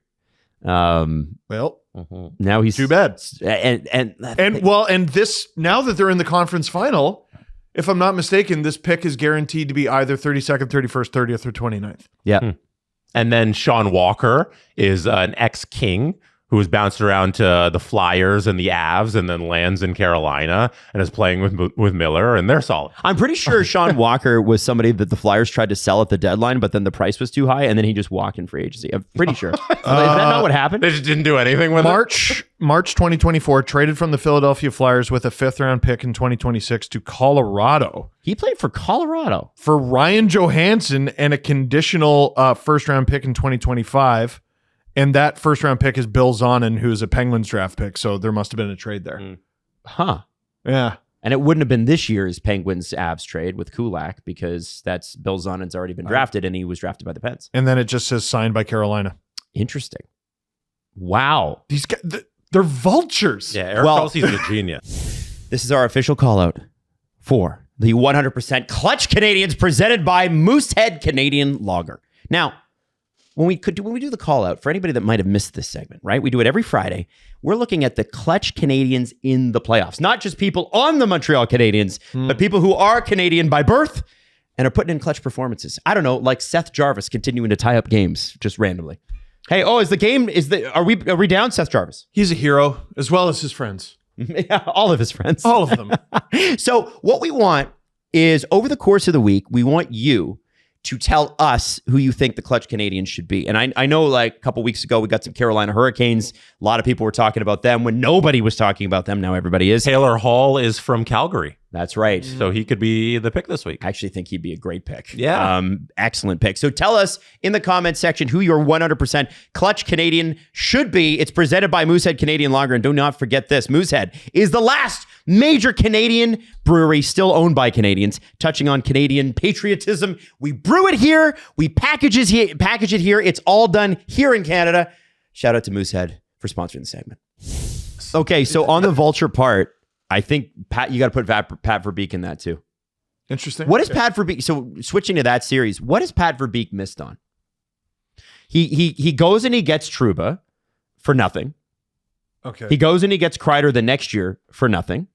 He gets Granlund for free, 3 years, $7 million per. After he convinces Granlund to leave the Stars. I'm sure the Stars were capped out, but hey, I didn't understand that for the Ducks. I'm not going to lie. Yeah, you're a good playoff performer. We want you to come here, and we haven't made it since 2018. I was one of the wrong people on that, I think. And then you've got, I mean, how many other guys on this roster that have just kind of come out of nowhere and become, revived their careers? Like Kreider, you can see Kreider's not 100%. He's not the Chris Kreider that we used to see in the playoffs. He's still playing on the first line. He's still creating opportunities. He's still getting points. And, he's allowing Troy Terry and Leo Carlsson to have a ton of space, right? And then you get to, let me just pull up the roster here because I'm kind of tired and it's hard to pull it up. People don't realize what a skill that is, though. What creating space? Creating space and just being a role guy after a career. Chris Kreider scored 50 goals. Yeah. Like in relatively recent memory. It's a skill to be able to go from that to bang and crash guy. Alex Killorn, casualty of the Tampa Bay Lightning, right? 36 years old, willed a goal into the net last night. We mentioned VL getting, a 4th round pick for him. Trouba, John Carlson was a great trade. And then they've got all this depth. And also, let's not forget, Radko Gudas went all the way to the finals with the Panthers and then just signed in Anaheim. Yeah. And we kind of made fun of it at the time because they're like, well, you didn't sign there because they're good, right? No, he signed there because it was quiet and they overpaid him. Yeah. It worked out for him. It worked out. I was going to say the Trevor Zegras deal because he had a really good season with the Flyers, obviously. He went from 32 points to bloody 67, which is what he was at the beginning of his career. It's actually crazy how similar his numbers this past season were to his early career numbers with the Ducks. But out of that deal, you get a 2nd, a 4th, and Ryan Poehling, who's been so useful for you. So even your quote unquote misses, you acquire pieces that help you. Yeah, Poehling's been great for them. Poehling's been really good. So, and here's the thing too: people forget that the Ducks not only have it's not just Lucas Dostal and Ville Husso, but they also have Italian netminder Damian Clara, the star of the Olympics. That's right. We love Damian Clara. Now, last night's game was interesting because, again, I don't think the Ducks were taken seriously after the Oilers series. I think it was not, hey, the Ducks achieved something. It was the Oilers fucked up. Yep. That was the narrative. Yep. But when you watch it, they were kind of dominating them the whole time. And people were like, well, the Oilers are just having a bad year. They played blah, blah, blah, blah. They don't stand a chance against the Knights. The Ducks have 3 out of 4 games in this series, even though they've only won the 2, dominated 5-on-5 play. Dominated it. And one of the reasons that they kind of have struggled is that the Vegas penalty kill was up around 97% in the playoffs. I think they went into the last game 25 of 26 on the penalty kill. And they did score. The Ducks did score on the first power play last night. Who's missing? Mark Stone. Right. And you still have Kolesar, you still have Marner, you still have great players back there. Like this is not Vegas is not good just because of Mark Stone. Mark Stone and Mitch Marner is sort of a cheat code. Like that is unfair. That's not fair. On a PK. They're both Olympians. Yeah. But if you're putting Brandon Saad in for Mark Stone, there is a drop off. And having Stone and Carlson in the lineup for the one game they had it, that's the game they dominated. William Karlsson's awesome. Right. So I'm curious about, because really Mark Stone's injury looked like a pulled groin and he was just skating. And you could see him smash his stick as he went to the room. Yeah. I don't know what you do about that, man. That's just being old, right? Like that's just a lot of hard miles. Hard miles. Yeah. Because is he even that old? I don't know, but it's hard. It's NHL old. Yeah. It's body old. Yeah, body old. So yeah, the Vegas Golden Knights, obviously, like if they had won last night, this is a different conversation. But you at least have to give the Ducks a ton of credit. Game 6, they are going at least back home to the Honda Center one more time. I know the Ducks have looked good, but I was watching the score. Oh, Ducks go up. Oh, Vegas. Oh, Ducks go up. Oh, Vegas. They had the lead. And they didn't have the lead. But I was looking at that, like, if you lose without Mark Stone, don't show up for Game 5. Just don't. Don't bother. So they pulled off what they needed to pull off. They did it. Boy, taking Game 5 in Vegas would really tie the room together. But I'm still...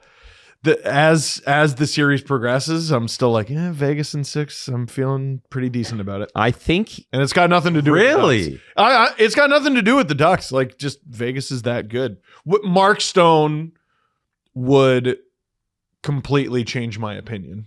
I watch that and I say the Ducks are right there. Like, They are. They are. This is to me a coin toss. Like I wouldn't feel confident about either pick. Oh, like I don't feel great about it. I don't know. It sounds like you're pretty high. you on just Vegas. said you're pretty good about it. You just said it. I think those are the words. I that think just Jesse came put out. your mouth, and you're like, well, wait a second. Maybe I was too confident on that. No. I feel as good as you can about it. No, here's how I feel about it. When people go, "Hey man, how you doing?" You're like, "Living the dream." That's it. Okay. You know what I mean? You're not living the dream. No. No, your back hurts. Well, maybe you are. You got I am. indigestion. You Jesse got a is. bit of a headache. Jesse just lost Maddie, 10 you are pounds. too, right? I'm living the dream. Yeah, You Maddie living the dream? Maddie is living no, the you're dream. miserable. I know it. No, I'm kidding. How dare you gaslight me? I know. You're right. It's toxic. That's what I'm doing. I'm sorry. Did you predict? What was your initial prediction for the series? Vegas in 6. It was? I'm Yeah. trying to show everyone how very abnormally large my brain is. I could have sworn you said the Ducks, but No. Jesse and I said the Ducks. oh, okay. Yeah. All right. No. And did we say 6 or 7? I don't remember the. Okay, games I don't remember had. either. can pull up Spark check, but I think Anaheim's right there. They like the first couple games. You know, there's a couple things you need to fix. Obviously, the power play situation is a huge help. You know, Seneca Getting scoring a on that. goal. Getting That a one fucking early, goal. like shot. there's so much momentum there. And like I think defensively they need to clamp down a little better because it does seem like every time they get one, Vegas is right there fighting back. There is a Vegas knows how to muck up and score when they need to, like get in the dirty areas, get some rebounds, get something towards the net and score a goal. Like Vegas is really good at that. But if Anaheim's just a little better defensively, they can win 2 more games in this series. They can. They can. This is the problem. Like, we keep gassing up Lucas Dostal, and they cannot keep the puck out of their net. No. Now, he was, but that's the thing is he's made great. Now he was bad in game 3. Yeah. They pulled him for a reason. He was not good. Found his post again in game 4. Yeah. Adam, are you going to convert yourself to Lukasz Dostal? Luka, no. Because that's how the ESPN broadcast that they had on. Is last that what they're night? doing? They're doing Lukasz. I don't know. The ESPN broadcast is so hollow to me that I barely notice it's there. That is. Hey man, Yeah. if you want the energy sucked out of your life, just tune into ESPN, man. It's crazy. It's not one of the best we have in the It is sport. not. I wouldn't TNT say. are just like I didn't really know, right? Like I sometimes will, if I stay up and I watch a West Coast game during the week or whatever, I'll usually just shut the volume off and watch, and then I'll be on my phone and look up or whatever. Actively watching and hearing it, I'm like, I get what the American fans are talking about. All of our American fans are like TNT over ESPN 10 out of 10 times, and I'm like, I get it. And there's a staleness to it. It goes from like the game action to the intermission panels and everything they do before and after the game. The TNT broadcast is so much it's better. crazy. Yeah. It's so much better. It's been shocking walking. Well, because the playoffs, yeah, we don't consume a lot of the ESPN and TNT stuff because we have the games up here on Sportsnet, but now they just blast in the feeds on the games that they don't cover, and it's a well, the little only series jarring. they're not covering on Sportsnet is this one. They have They have announcers for the Wild Avs that are Sportsnet guys. yeah, and it's Hunter Ryan and what's his DeBrusque. I'm pretty sure for that one. And Hunter Ryan Singh does an amazing job. And listen, I'm not trying to listen. That could be an ESPN thing where it's like you need to be generic, and you need to be stale, and you need to be cleansed. And I feel like that's probably Cleansed. like very do not show any personality, whatever. Like I get that. I'm not saying it's a lack of talent issue. It might be a directional issue. TNT very clearly values big, bold personalities, and ESPN has some of them, but I think they would much rather revert to let's not offend anybody. Right? When on one broadcast, you got Paul Bissonnette doing laps because he said Marner wouldn't perform in the playoffs. And the other one, I'll give PK Subban a lot of credit. He's taken a lot of shit for the shit he's wearing online. And so they do a segment on that. But other than that, there's nothing memorable coming out of those segments. It's about what PK is wearing, not about what they're saying. And I think that's somebody who produces podcasts along with you guys, that's the key. You gotta have something like, what are you saying that I'm hanging on to? You know, this show's been around long enough. PK's going to be great on TV when he's retired. Whoops. I think he's okay. That's not enough. It's ESPN. Yeah. ESPN should never strive for okay. I just don't think they care about hockey.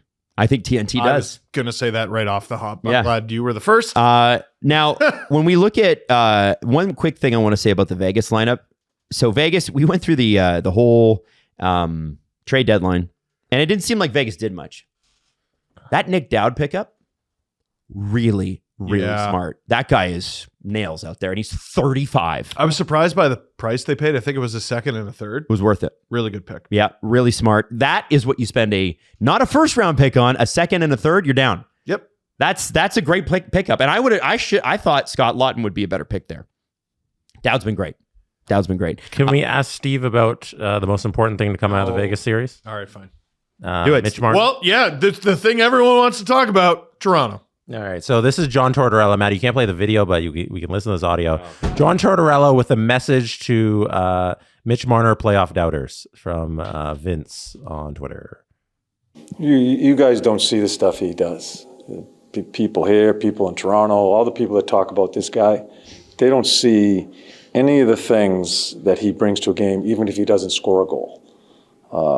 I've known that coaching against him. So that narrative is a bunch of bullshit. And like I said last night, Mitch doesn't care. Mitch is a pro. He's a terrific player, one of the top players in this league, and he plays for us.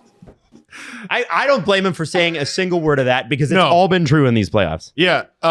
Mitch cares with the force of 1,000 suns. Oh my God. He cares. Everyone around him cares with the weight of the universe behind them. He cares so much he might as well be gummy bears. Holy shit, does he care with just a fireball's worth of care. Can I be and honest, also, did John coach him in 17? No. No. Did he coach him in 18? No. No. Did he coach him in 19? No. No. Did he coach him in 20? Coached against him? Oh, good for him. Who fucking won? Did he coach John him in did. 21? No. Did he coach him in 22? No. Did he coach him in 23? No. Did he coach him in 24? No. Did he coach him in 25? No. Then shut the fuck up in 2026. The thing that What are bothers you me- talking I don't about? mind Torts saying that. I don't mind that. No, Mitch it's has had his a good guy playoff. now. It's his guy, and he should. And you got to be rah-rah your guys. I think we all sort of knew that the spotlight of Toronto just wore on him.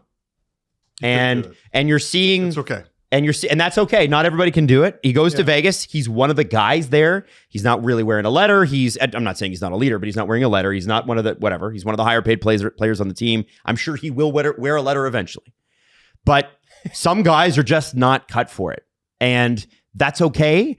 And look at him, and I wish him well. The thing about it is for me, what bothers me is as a Toronto fan, I guess they're not expecting Toronto fans to watch a lot of this game, but ESPN cannot stop bringing up the Toronto Maple Leafs. And that's the part, I don't care about John being asked that question. I don't care about John's answer, and I'm happy for Mitch. But I'm looking, I'm like, guys, there's other things here. There's other things to talk about. It's always shut the fuck up about Marner until things are going your way. Right. It's always shut up about But that's Marner not until Mitch, things though. are going the way that you want them to go. And that's not Mitch. That's the ESPN broadcast. Yeah. No, but I'm also talking about people going, because there is an online component of course. people piling on. Course.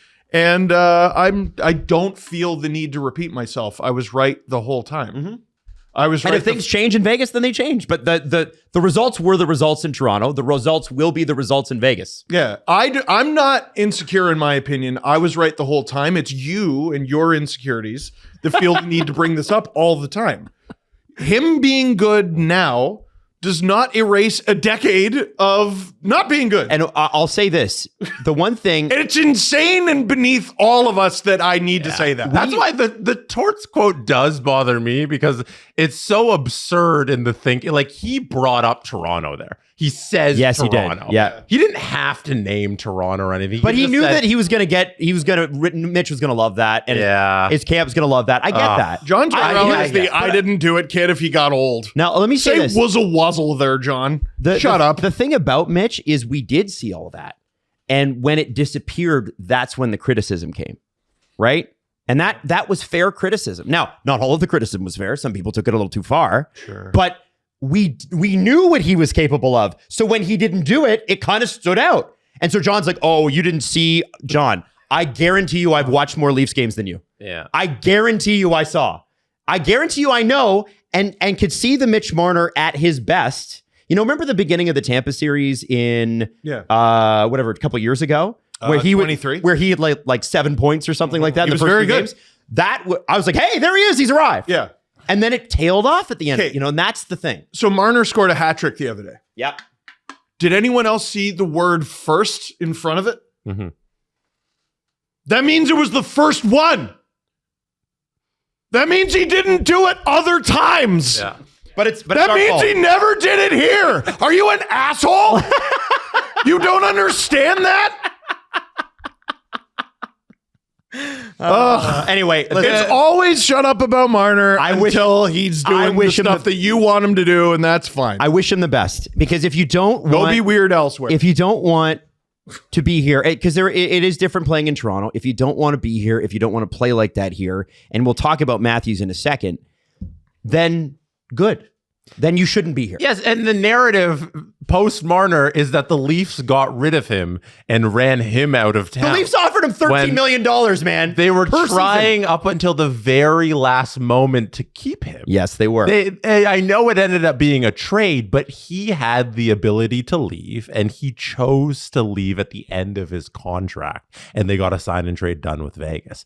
And retroactively, everybody keeps talking like the Leafs wanted him to leave and that the fans are happy this thing ended, when they were still trying to keep the band together until that very moment they made that trade and he committed to Vegas. One day, I will not be completely exhausted. No, you Day is not. Yeah. No, you also, every time Mitch scores, it means Toronto retroactively gets goals from back then when he didn't score. Oh, goals. great. Oh, that's great. Yeah. I didn't know that. We're getting a lot of retroactive victories here because that means we all won all those games. That's know? great. That's how it I would works. love to Rick and Morty the timeline where the puck never goes over the glass in Game 6 against No. Montreal. If Vegas Yeah. wins the cup, Toronto actually gets a cup in 2019. In 2024, in Game 7 against Boston, he actually shoots the fucking puck, and maybe it wouldn't have said first in front of hat trick when he did it a couple days ago. He did have one last night too, where he's right in front of the net and passes, and I was like, "There's the guy." I said it on the thing. I was like, "Ah!" And had the play worked, it would have been the most beautiful highlight of last night, but it didn't. He was right in front of the net. Shoot it. Looking to dominate off the ice as much as your team does on it.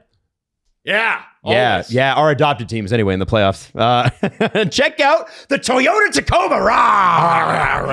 A standard I-Force engine boasts an impressive towing capacity of 6,400 pounds. It's almost like you're the Carolina Hurricanes going through the playoffs and nobody can touch you. Ooh. Yeah. Red tag days too, right? Because it's red and thing, you know what I'm saying? Listen, there's the panoramic multi-terrain view monitor. Gives you live underfloor views to navigate even the toughest of terrain. Experience power, capability, and convenience with the Toyota Tacoma, and a 10-speaker JBL premium audio system that features a removable and portable JBL Flex Bluetooth. Jesse's favorite feature on the whole damn truck. Yes, it is. I think it's really cool. It's actually a brilliant idea. Yeah. Genius. Also, you got the 14-inch touchscreen, which is pretty cool too, for especially as you get into your older years and you can't see the small type anymore, right, Steve? Yes. You're already wearing glasses, so you need that 14 inches to get that typeface to be big. What am I listening to anyway? You're absolutely right, Jesse. Visit shoptoyota.ca or your local Ontario Toyota dealer. Red tag days are on now through the end of May. Now, I want to talk about the Canucks and the Leafs a little bit here. So first off, real quick note on the Canucks. Sedins apparently are close to coming into some sort of agreement with the Canucks ownership to play a more prominent role with the Canucks. Now, here's where they got to be careful. And here's what I was worried about with Sundin in Toronto. You guys remember when Jim Benning was brought in and then Trevor Linden. Hey, Trevor Linden. And then Trevor Linden leaves, a couple years later? And they're furious. The organization's furious with him. He's furious with them. And it's just, okay, it's us and Jim now. Trevor Linden is like the main reason from the Matthews lottery in 2016. Remember the camera went to all the different GMs? Yes. And their disappointed faces? His was the saddest. Easily the saddest. Absolutely. And I think teams had a problem with, can you please not put our sad executives on the television? Yeah, that's part of the entertainment, guys. Get over yourself. Yeah, but he Yeah, looked so sad. No one will be sadder than Tim Murray of the Sabres when he missed out on McDavid. That's No one will be angry that he got Jack Eichel Stanley Cup winner instead. But anyway, I want to talk about the Sedins thing because, it kind of mirrors the Leafs a little bit. Sundin being in there. Sundin was even asked at his press conference, are you putting your legacy on the line here? And he didn't feel like he did. And I don't think he is. I've been told Mats has a lot more, and I said this on Friday's show. I've been told he's a lot more power than was let on at that press conference. So that's the vibe I keep getting. Keith wouldn't talk about who gets the final call. He's like, we're going to work together. I'll just tell you this. Mats has a ton of power in the Leafs front office. Trevor, I don't know if it was a power play between him and Jim Benning ultimately at the end, but Jim sure lasted a long time and was able to manage up better than Linden was. If the Sedins come in here, they are coming into a volatile situation. Jim Rutherford has just stepped down. Maybe they're dual presidents, which would be hilarious. And they step in. But Jim Rutherford, who a lot of people industry-wide are blaming for what's happened to the Canucks over the last 18 months and, losing Miller and then the decline of Pettersson, whatever, a lot of that, they say, starts with him. So if he's still there as an advisor and Aquilini still trusts him, the Sedins have got to be careful. This is going to be a bit of a minefield, I think. And they got to be real careful about what they're walking into. Get some assurances in that deal because I think it would hugely benefit the Canucks for them to be there and to set an example. They're not that old, which I like about it. They're not 78. Yeah. Dude, I saw some people like, oh, he stepped down. Why? Brother. Why? Be golfing. He's almost an octogenarian. But we're used to a world where Lou Lamoriello was a GM and did not want to step down and is still a part of the Islanders organization, by the way. But Lou's a vampire. Yeah, Lou's never going to die. No. Lou's, The front office hockey job is such a weird position because, Pat Verbeek is, 60? I think he's 61. Is Pat Verbeek already 61? Yeah, I think no way. Double check me. I'm looking it up. I'm looking it up. 61. I'm going to look it up. Tell me I'm wrong. He's 61? Tell me. You can't tell me I'm wrong.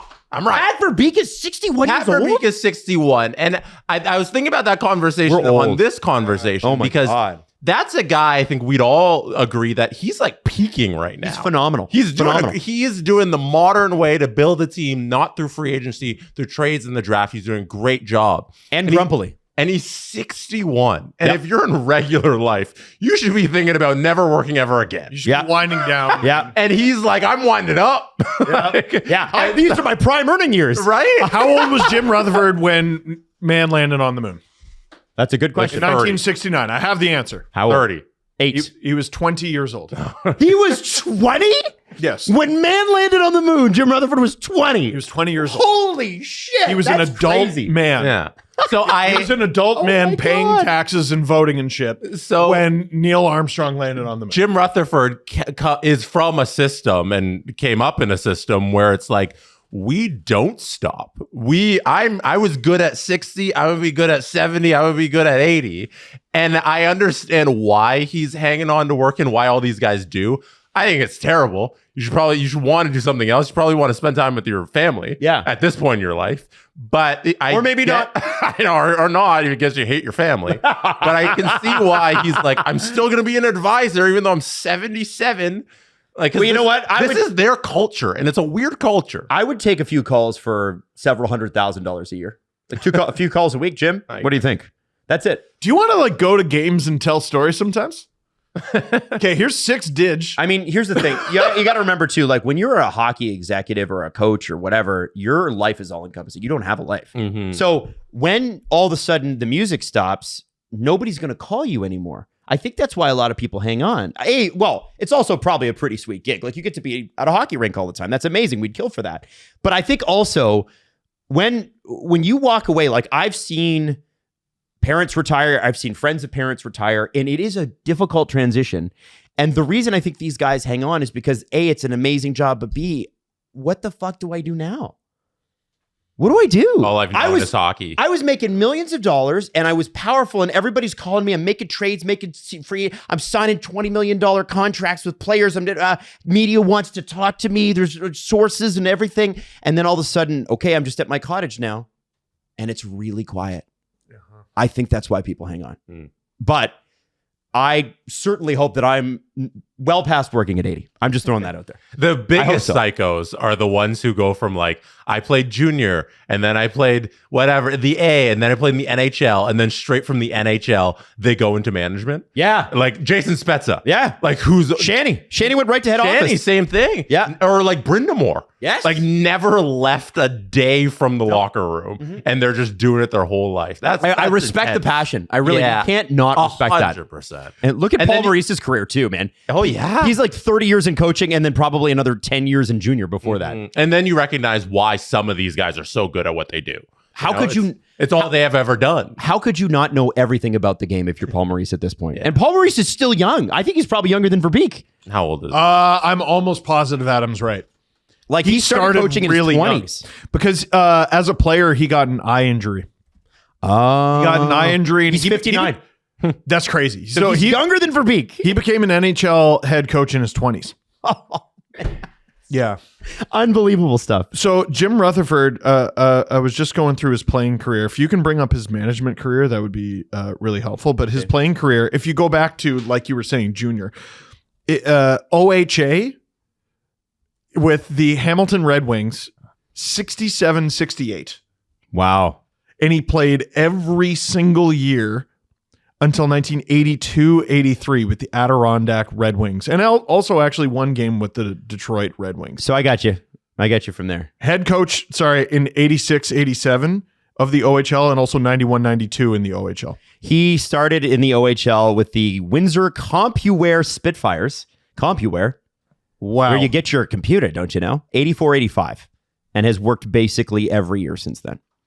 So he missed the 83-84 season between playing and managing, and that's it. And he might have been around. And he had a couple years off there. Clearly doesn't care about the game enough. Yeah. A true man would have worked in 83. True. You know? True. What the hell was he doing? Yeah. Sitting at home being Doesn't care sad? about hockey. That is What so did you do? I have to insane. respect it, man. But I do think the Sedins have got to be very careful if they're going to get into this with the Canucks. They got to be the ones that set the tone. And Mr. Aquilina is going to listen. He's got to listen. He's got to listen to these guys. So, The most okay. successful era in Canucks history was with those two. You've got to listen to them. Adam, I have a crazy counter argument. No, he doesn't. Stop thinking about things like a normal person with a normal brain. This is a billionaire who's nuts. Yeah, fair. That's Allegedly. No, Allegedly. allegedly. Yes, we I don't need know to that he's nuts. We have no proof of that personally. Francesco Aquilini? nuts is such a broad term. What? Nuts is so There's broad. plenty of proof. Okay, it's an opinion. Yeah. There's plenty of proof of that opinion. I'm backing you, Let's Steve. lawyer this. He comes across to me, in my personal opinion, as an odd duck. Yeah, okay, fair. Maybe even an odd Canuck. There you go. Okay, so I want to talk Leafs for a second here because I feel what's coming. You mean the team that got rid of Mitch? They chased him out of town. That was good. Anyway. You do old. It's that old sweaty fat guy at the bar who's smoking cigars laugh. Yeah, right. Oh, no. That would, if I did that, I would trigger an asthma attack. Like, I'm not kidding. I didn't like it. So here's what's going to happen this week. And I think this is fascinating. So the Craig Berube meeting happened this weekend. Darren Dreger was on First Up on 1050 this morning and talking about it. And I think Dreg seems to think that Berube is going to stick around. I think but then everybody says that, but then they go, but the Leafs haven't made up their mind yet. So I'm not one way or the other on that because I don't think they've made up their mind. But what I am very interested in is public perception when it comes to Auston Matthews. You can see it turning this weekend. Jeff O'Neill, I talked about it Friday a little bit with you. Yeah. And then Jeff O'Neill really went in on overdrive on Friday night. And the issue is, and I said this on the show, Matt Sundin has now come in. And whether you like it or not, that sets a new standard just by the history. Yeah. And Matt's, and I said this on Friday, never held the team hostage. Never said, I won't play here if you don't. He just said, I'm here and I'm fucking staying, and no, I will not waive my trade clause. His one weakness was wanting to stay here. Yes. Like he loved it here. Which people did hold against him. Yes, and people were mad because he could have, if he had accepted the trade to Philly, you could argue it would have started the rebuild, but whatever. Asking around, people still do. Now I still, now looking back, like as much as the Leafs, that's also the Maple Leafs' incompetence too, that they didn't rebuild when they should have. And you shouldn't have done Mats the way you did them. They did him poor. They really did. You gotta like context that. Your criticism of this guy is that he cared about the team too much. Yeah. It's like you're sitting in a job interview and you're like, I work too hard. But like, he did. Like what? But he actually did. I don't think we knew how good we had it in 2008 when he said no. And I mean, listen, I think Gary Roberts and Joe Nieuwendyk have both said like, they think that leaving the Leafs was a mistake after the lockout. They both went to Florida, and the Panthers then versus the Panthers now, two totally different things. Like they were pissed off because the security guards wouldn't let them in the building because they're like, we don't know who you are. Right. And they're like, what the fuck? What do you mean? Like, we just signed here. We're the marquee free agents. And, Toronto is a tough place to play. Mats, though, sort of was able to overcome that. Now, he took plenty of criticism while he was here. But he just never really let it get to him, at least never that we saw in the public. What we're seeing now with Auston Matthews, I think is going to backfire.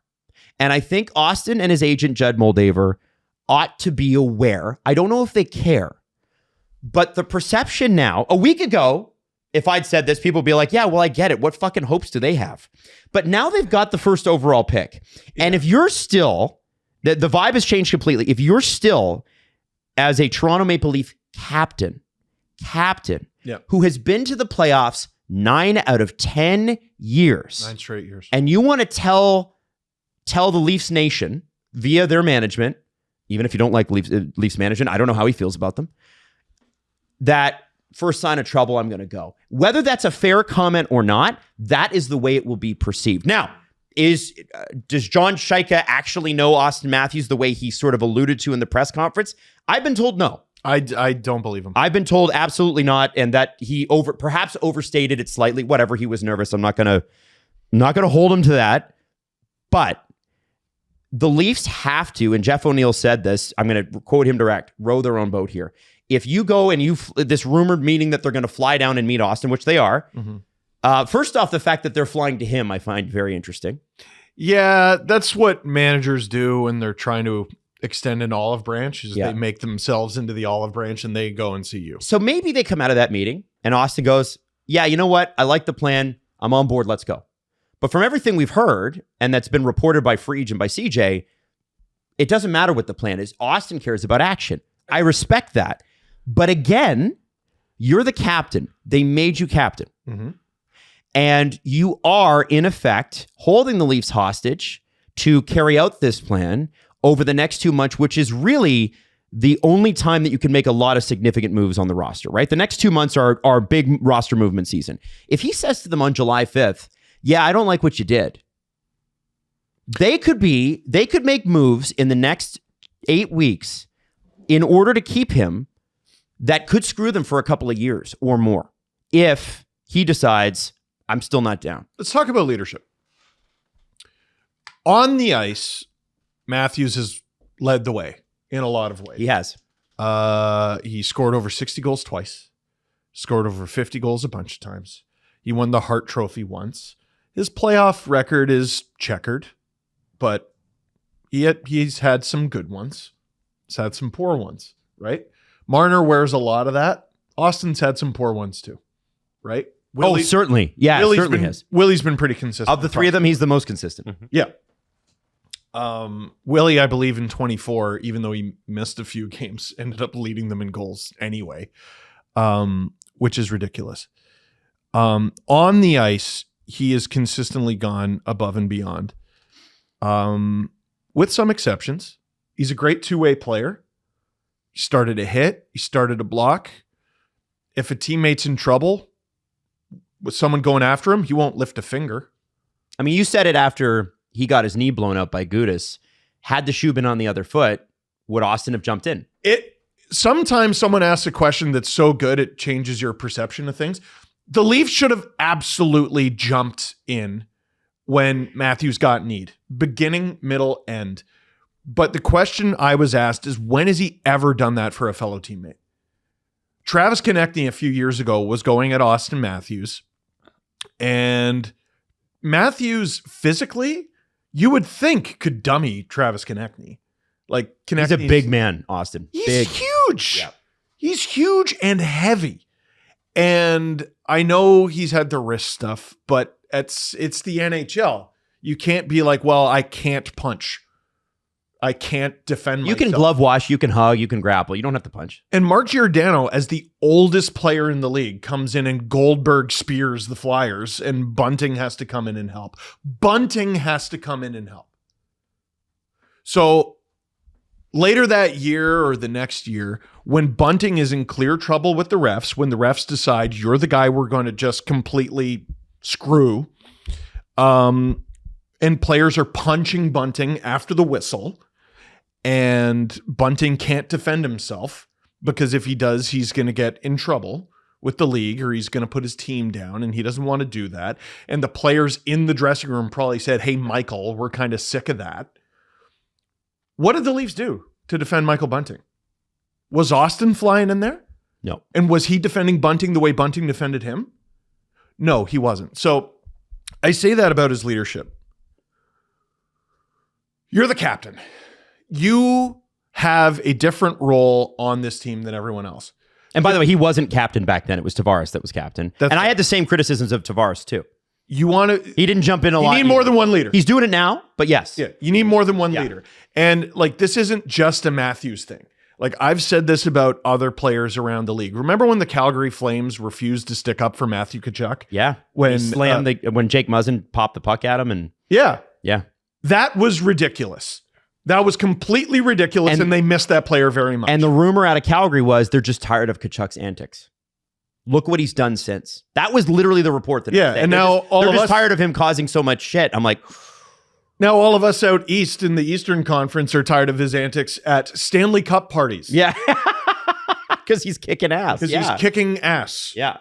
You're the captain. You have more responsibility and more power than anyone else on that roster.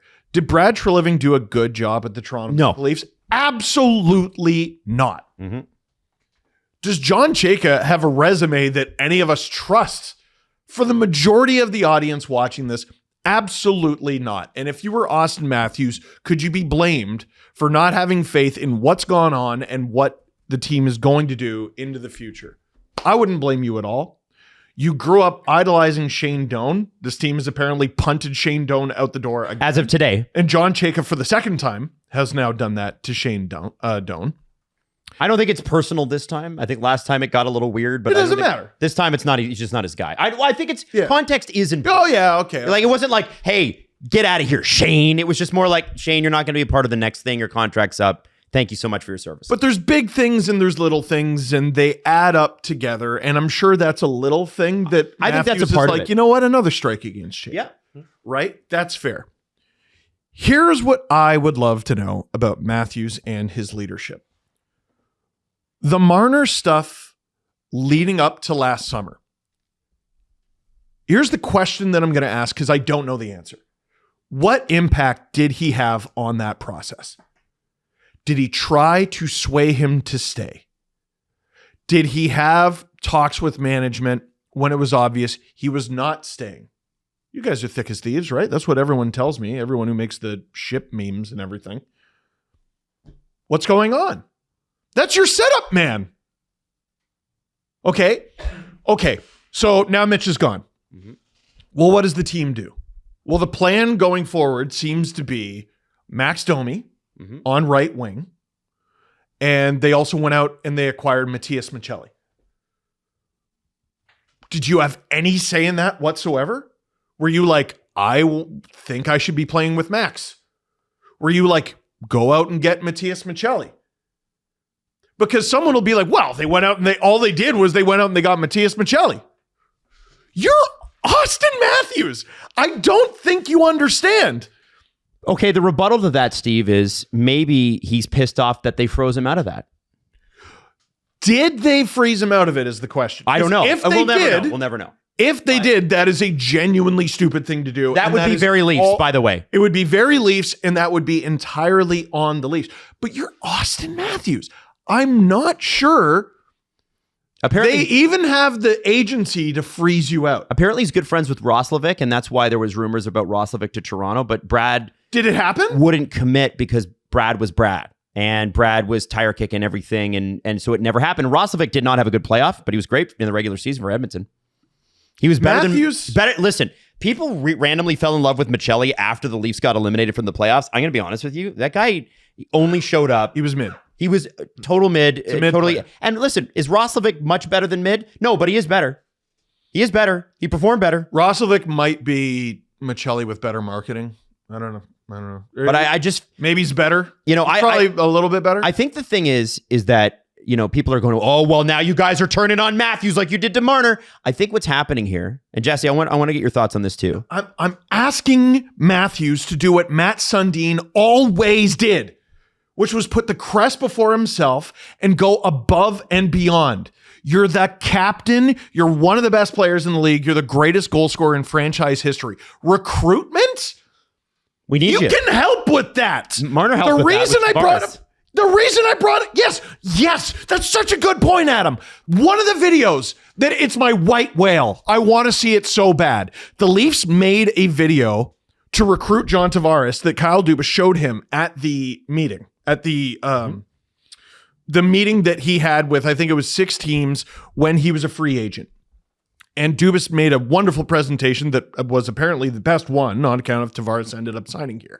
Mitch Marner, while still on his ELC, was in the video. I'd love to know what was said. I'd love to know if he was on the ice. I'd love to know what he do. All I know is that when they played together in his first season in Toronto, Tavares put up 47 friggin' goals with Marner as his setup man. That was Marner's role in all that. Marner, helped the crest and helped himself. Listen, if I can play with John Tavares for a year, get him 47 goals, I'm gonna get a big contract out of it. But also, what's good for the goose is good for the gander. It's gonna be good for the team. It's gonna be good for me. Hey, let's go. Has Auston done that? No. What he's doing right now is actually hurting the team. What he's doing, this wishy-washy, I don't know. You don't know that he said it. Yes, I do. Hold on. I don't know that he's hurting the team yet. Yes, he is. I think, Steve, if they go to that meeting and he goes, listen, thanks for the plan, but I haven't seen action. Part of me can't blame him for that. Okay. Because I think he's been given multiple plans before and they haven't followed them through. And he's going, this is my only leverage in this scenario. Right. With you people. All of you guys are talking heads. How many general managers and coaches have come through here? And you've all told me the same fucking thing. None of you have come through. So I get it from his perspective on that part. If they have the conversation with him this week and they get him on board, then they can move forward. Mm-hmm. Where it does start to handicap the group is if he goes, yeah, I'm not going to make a decision until free agency's over. Now the Leafs have got to take the bull by the horns and make a hard decision because you cannot let that linger. That is the thing. This is what I'm saying. That to me hurts the team. But that conversation hasn't happened yet. So it hasn't hurt the team yet. Right. You have to look at it like that. Now, my opinion changes. My opinion is based completely on a hypothetical situation. Yeah. Right? If he changes and he commits and everything, yeah, great. Okay, fine. But the notion that he would just sit there and pout and be like, we'll do something for I don't think that's what drives me nuts. Yeah. Sorry. You wanted to go to Jesse. Yeah, I do want to go to Jesse, but that's okay. Like you no. Your point. We're happy to hear it. I thought it was a good point. I know. Jesse. I think right now it was a complete miscalculation by the people in Austin's camp and him to leak this and these feelings to Elliot and CJ and whoever else in the media that knows this directly from them, because it is from them. Like, whether you don't want to believe it or not. Yeah, that's not coming from the Leafs. I can tell you that. This is from them. They fabricated it. They pulled it out of their ass and then put it into the public. because that's great for their careers. They are getting their opinion on the matter out there. And I believe that this is Auston's opinion. He is waiting to see what happens, and he has not decided whether he wants to stay with the Maple Leafs. And I believe him having that opinion right now is a complete miscalculation on how the fans are going to feel about that. Yeah. Because he has not been a great captain for the Maple Leafs if this is how he's feeling right now. Mm-hmm. Is that how you feel? Yeah. He was gifted this captaincy in 24 ahead of that season. They stripped John Tavares of it. Don't baby him. That's what happened. They stripped him of the captaincy and gave it to Auston for every reason that Auston is the superstar. He's the most talented player on the team. And they've given him the sun and the moon since he's been here as a Maple Leaf. They wanted to give him the captaincy the first time, but he decided to moon a security guard when he was in his off time. He was going to be the captain. I genuinely, I believe that conspiracy theory that they were going to name him, and then he was a dumbass. And then he was a dumbass, and he lost. And his agent was a dumbass, and everyone who told him, do not tell the team that you did something that's going to show up in police records that some Habs fan on Reddit is going to find.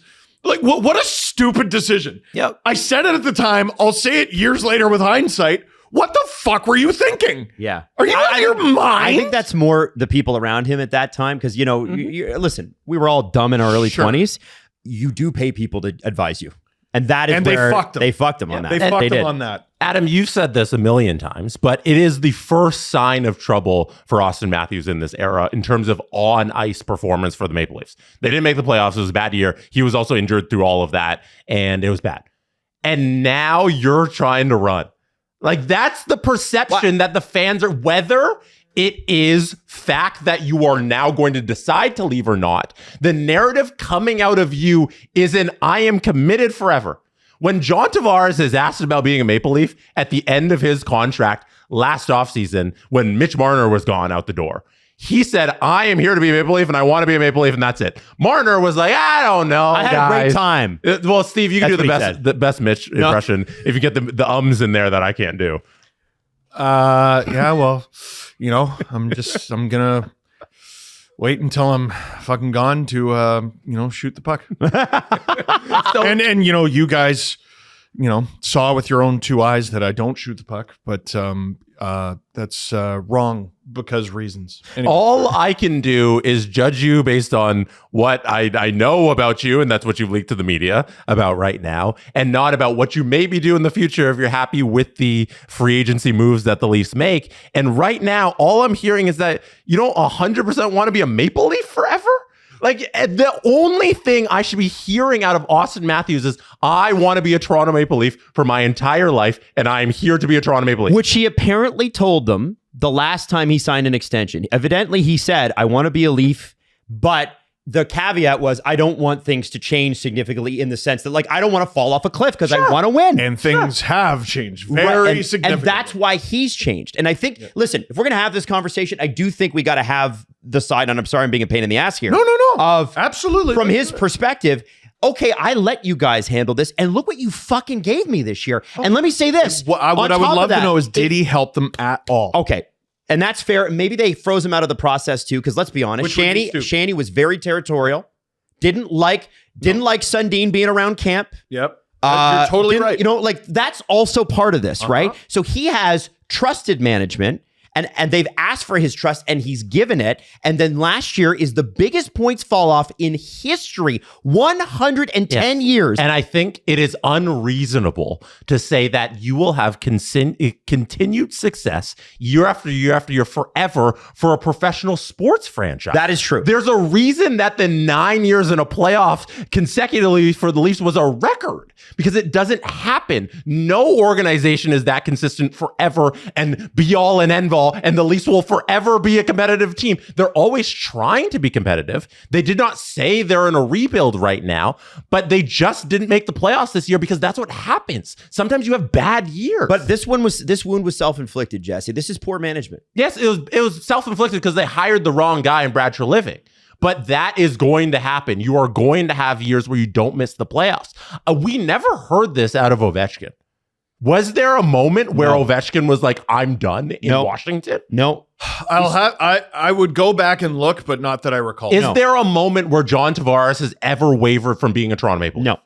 You think that guy doesn't want a Stanley Cup? Yeah.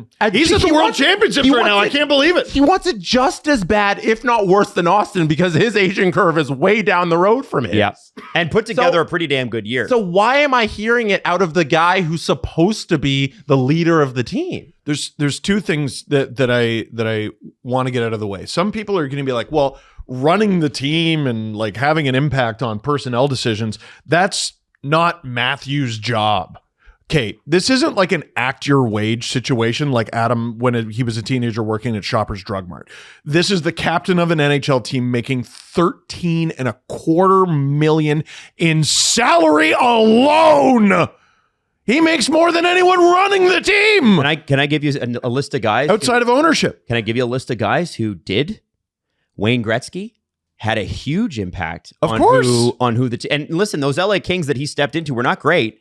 And he was the guy that there's a reason put all the pieces in place. They were like all Oilers. Yeah, all ex-Oilers. And him and Luc Robitaille didn't get along, so Robitaille was traded. Like, that all happened. Mario Lemieux, extremely involved in who the Pittsburgh Penguins got and didn't get.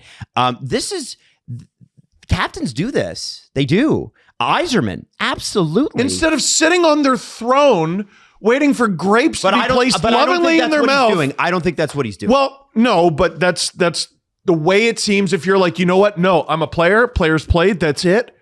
No, you're the captain. You're not just some fucking player. You're not just some random guy off the street. We need your help here. So is this his way of doing that?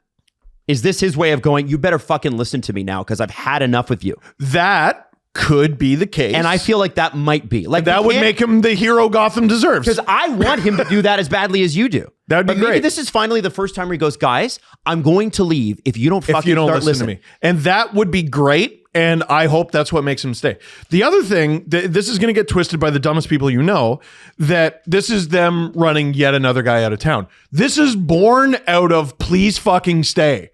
Oh, yeah, we want him to stay.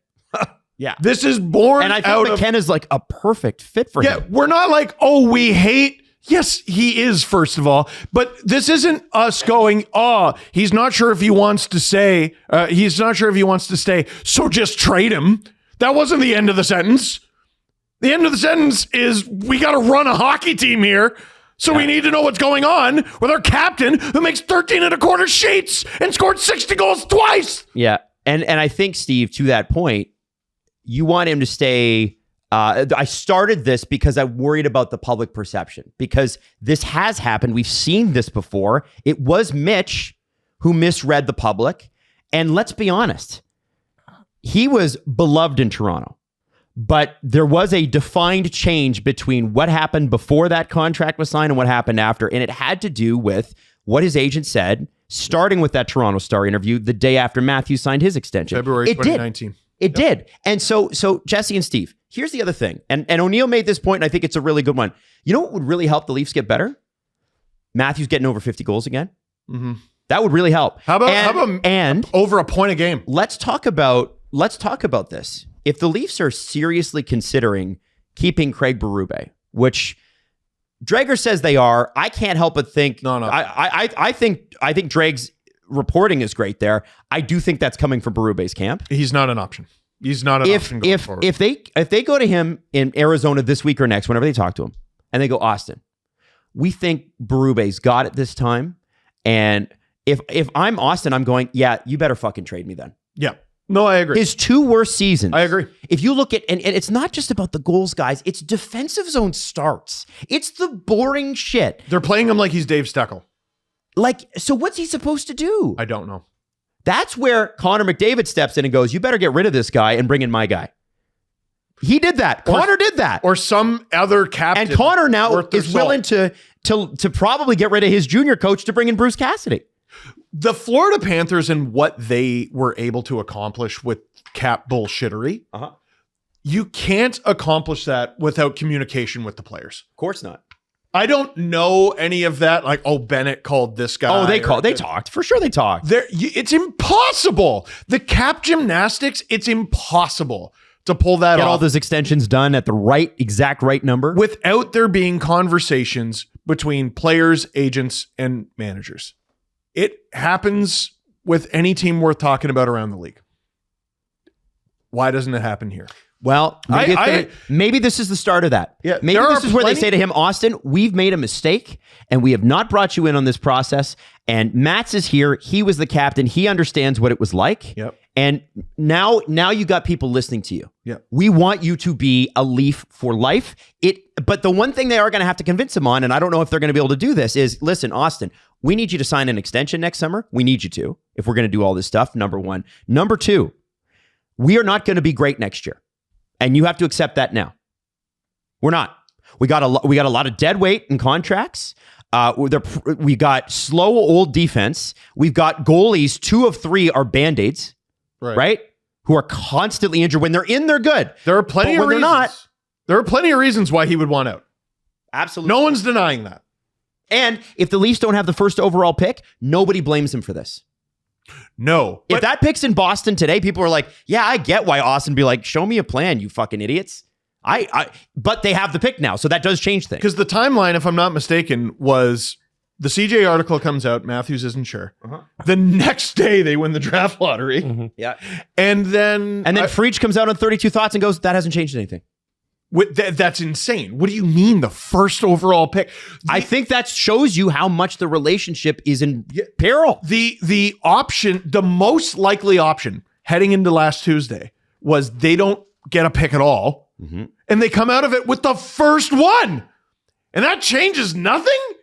What are you talking about? That changes absolutely everything. And I think that's anger. I think that's resentment. Which I understand. Which I understand too. And I think that's you're nailing it. That is him going, you guys have shut me out of this. That's what I feel has happened. That's why I think they're on this. And I think Shaika and Sundin had better put on a real good sales pitch here. And they better have a great plan. And you know what? Not just Auston. For us, for fans, we deserve a good plan too. Yes. And now you can't tell us everything. You're going to tell Auston stuff. But one of the things that we talked about with the press conference, and I know that they scrummed afterwards and some of the, I still don't know what the Maple Leafs are supposed to try to be. What's the brand going to be moving forward? I know that the press conference got a little off the rails and stuff like that, but that's sort of important too. I'd want to know if I'm Auston. Are we big and mean? Are we flashy and scory? What are we? What are we supposed to be? What's the brand here? So what are we doing? What are we doing? What's going on? So we'll leave it there. What's the goal here? But I don't be surprised if you hear a lot of this kind of talk this week. I think that's where the winds are blowing. And, the Matthews camp has got to manage that. They do. So we'll see what happens. Anything else? Jesse? I think it's ridiculous that he has 2 years left on his contract and he's already trying to get out. Is that, wow. You have 2 years. You have 2 years as a Toronto Maple Leaf. Now, McDavid does too, and they're saying he's got, the clock's ticking already on that one. McDavid gave them a discount. When has Auston ever done that? And not the same at all. Auston and McDavid? Not the same. Not the same. Okay. What did Auston get on that 8-year deal? Oh, he never signed it. Never signed one. Okay. All right. We'll leave it there. Fire the extra. It's going to be an interesting week. It's going to be an interesting couple of months. And Steve and Jesse, congratulations for running Auston Matthews out of town. The power that the two of you hold is unbelievable. You know what? You did it to Marner. Now you're doing it to Auston. It's amazing. The media. Get out. Willie, you're next.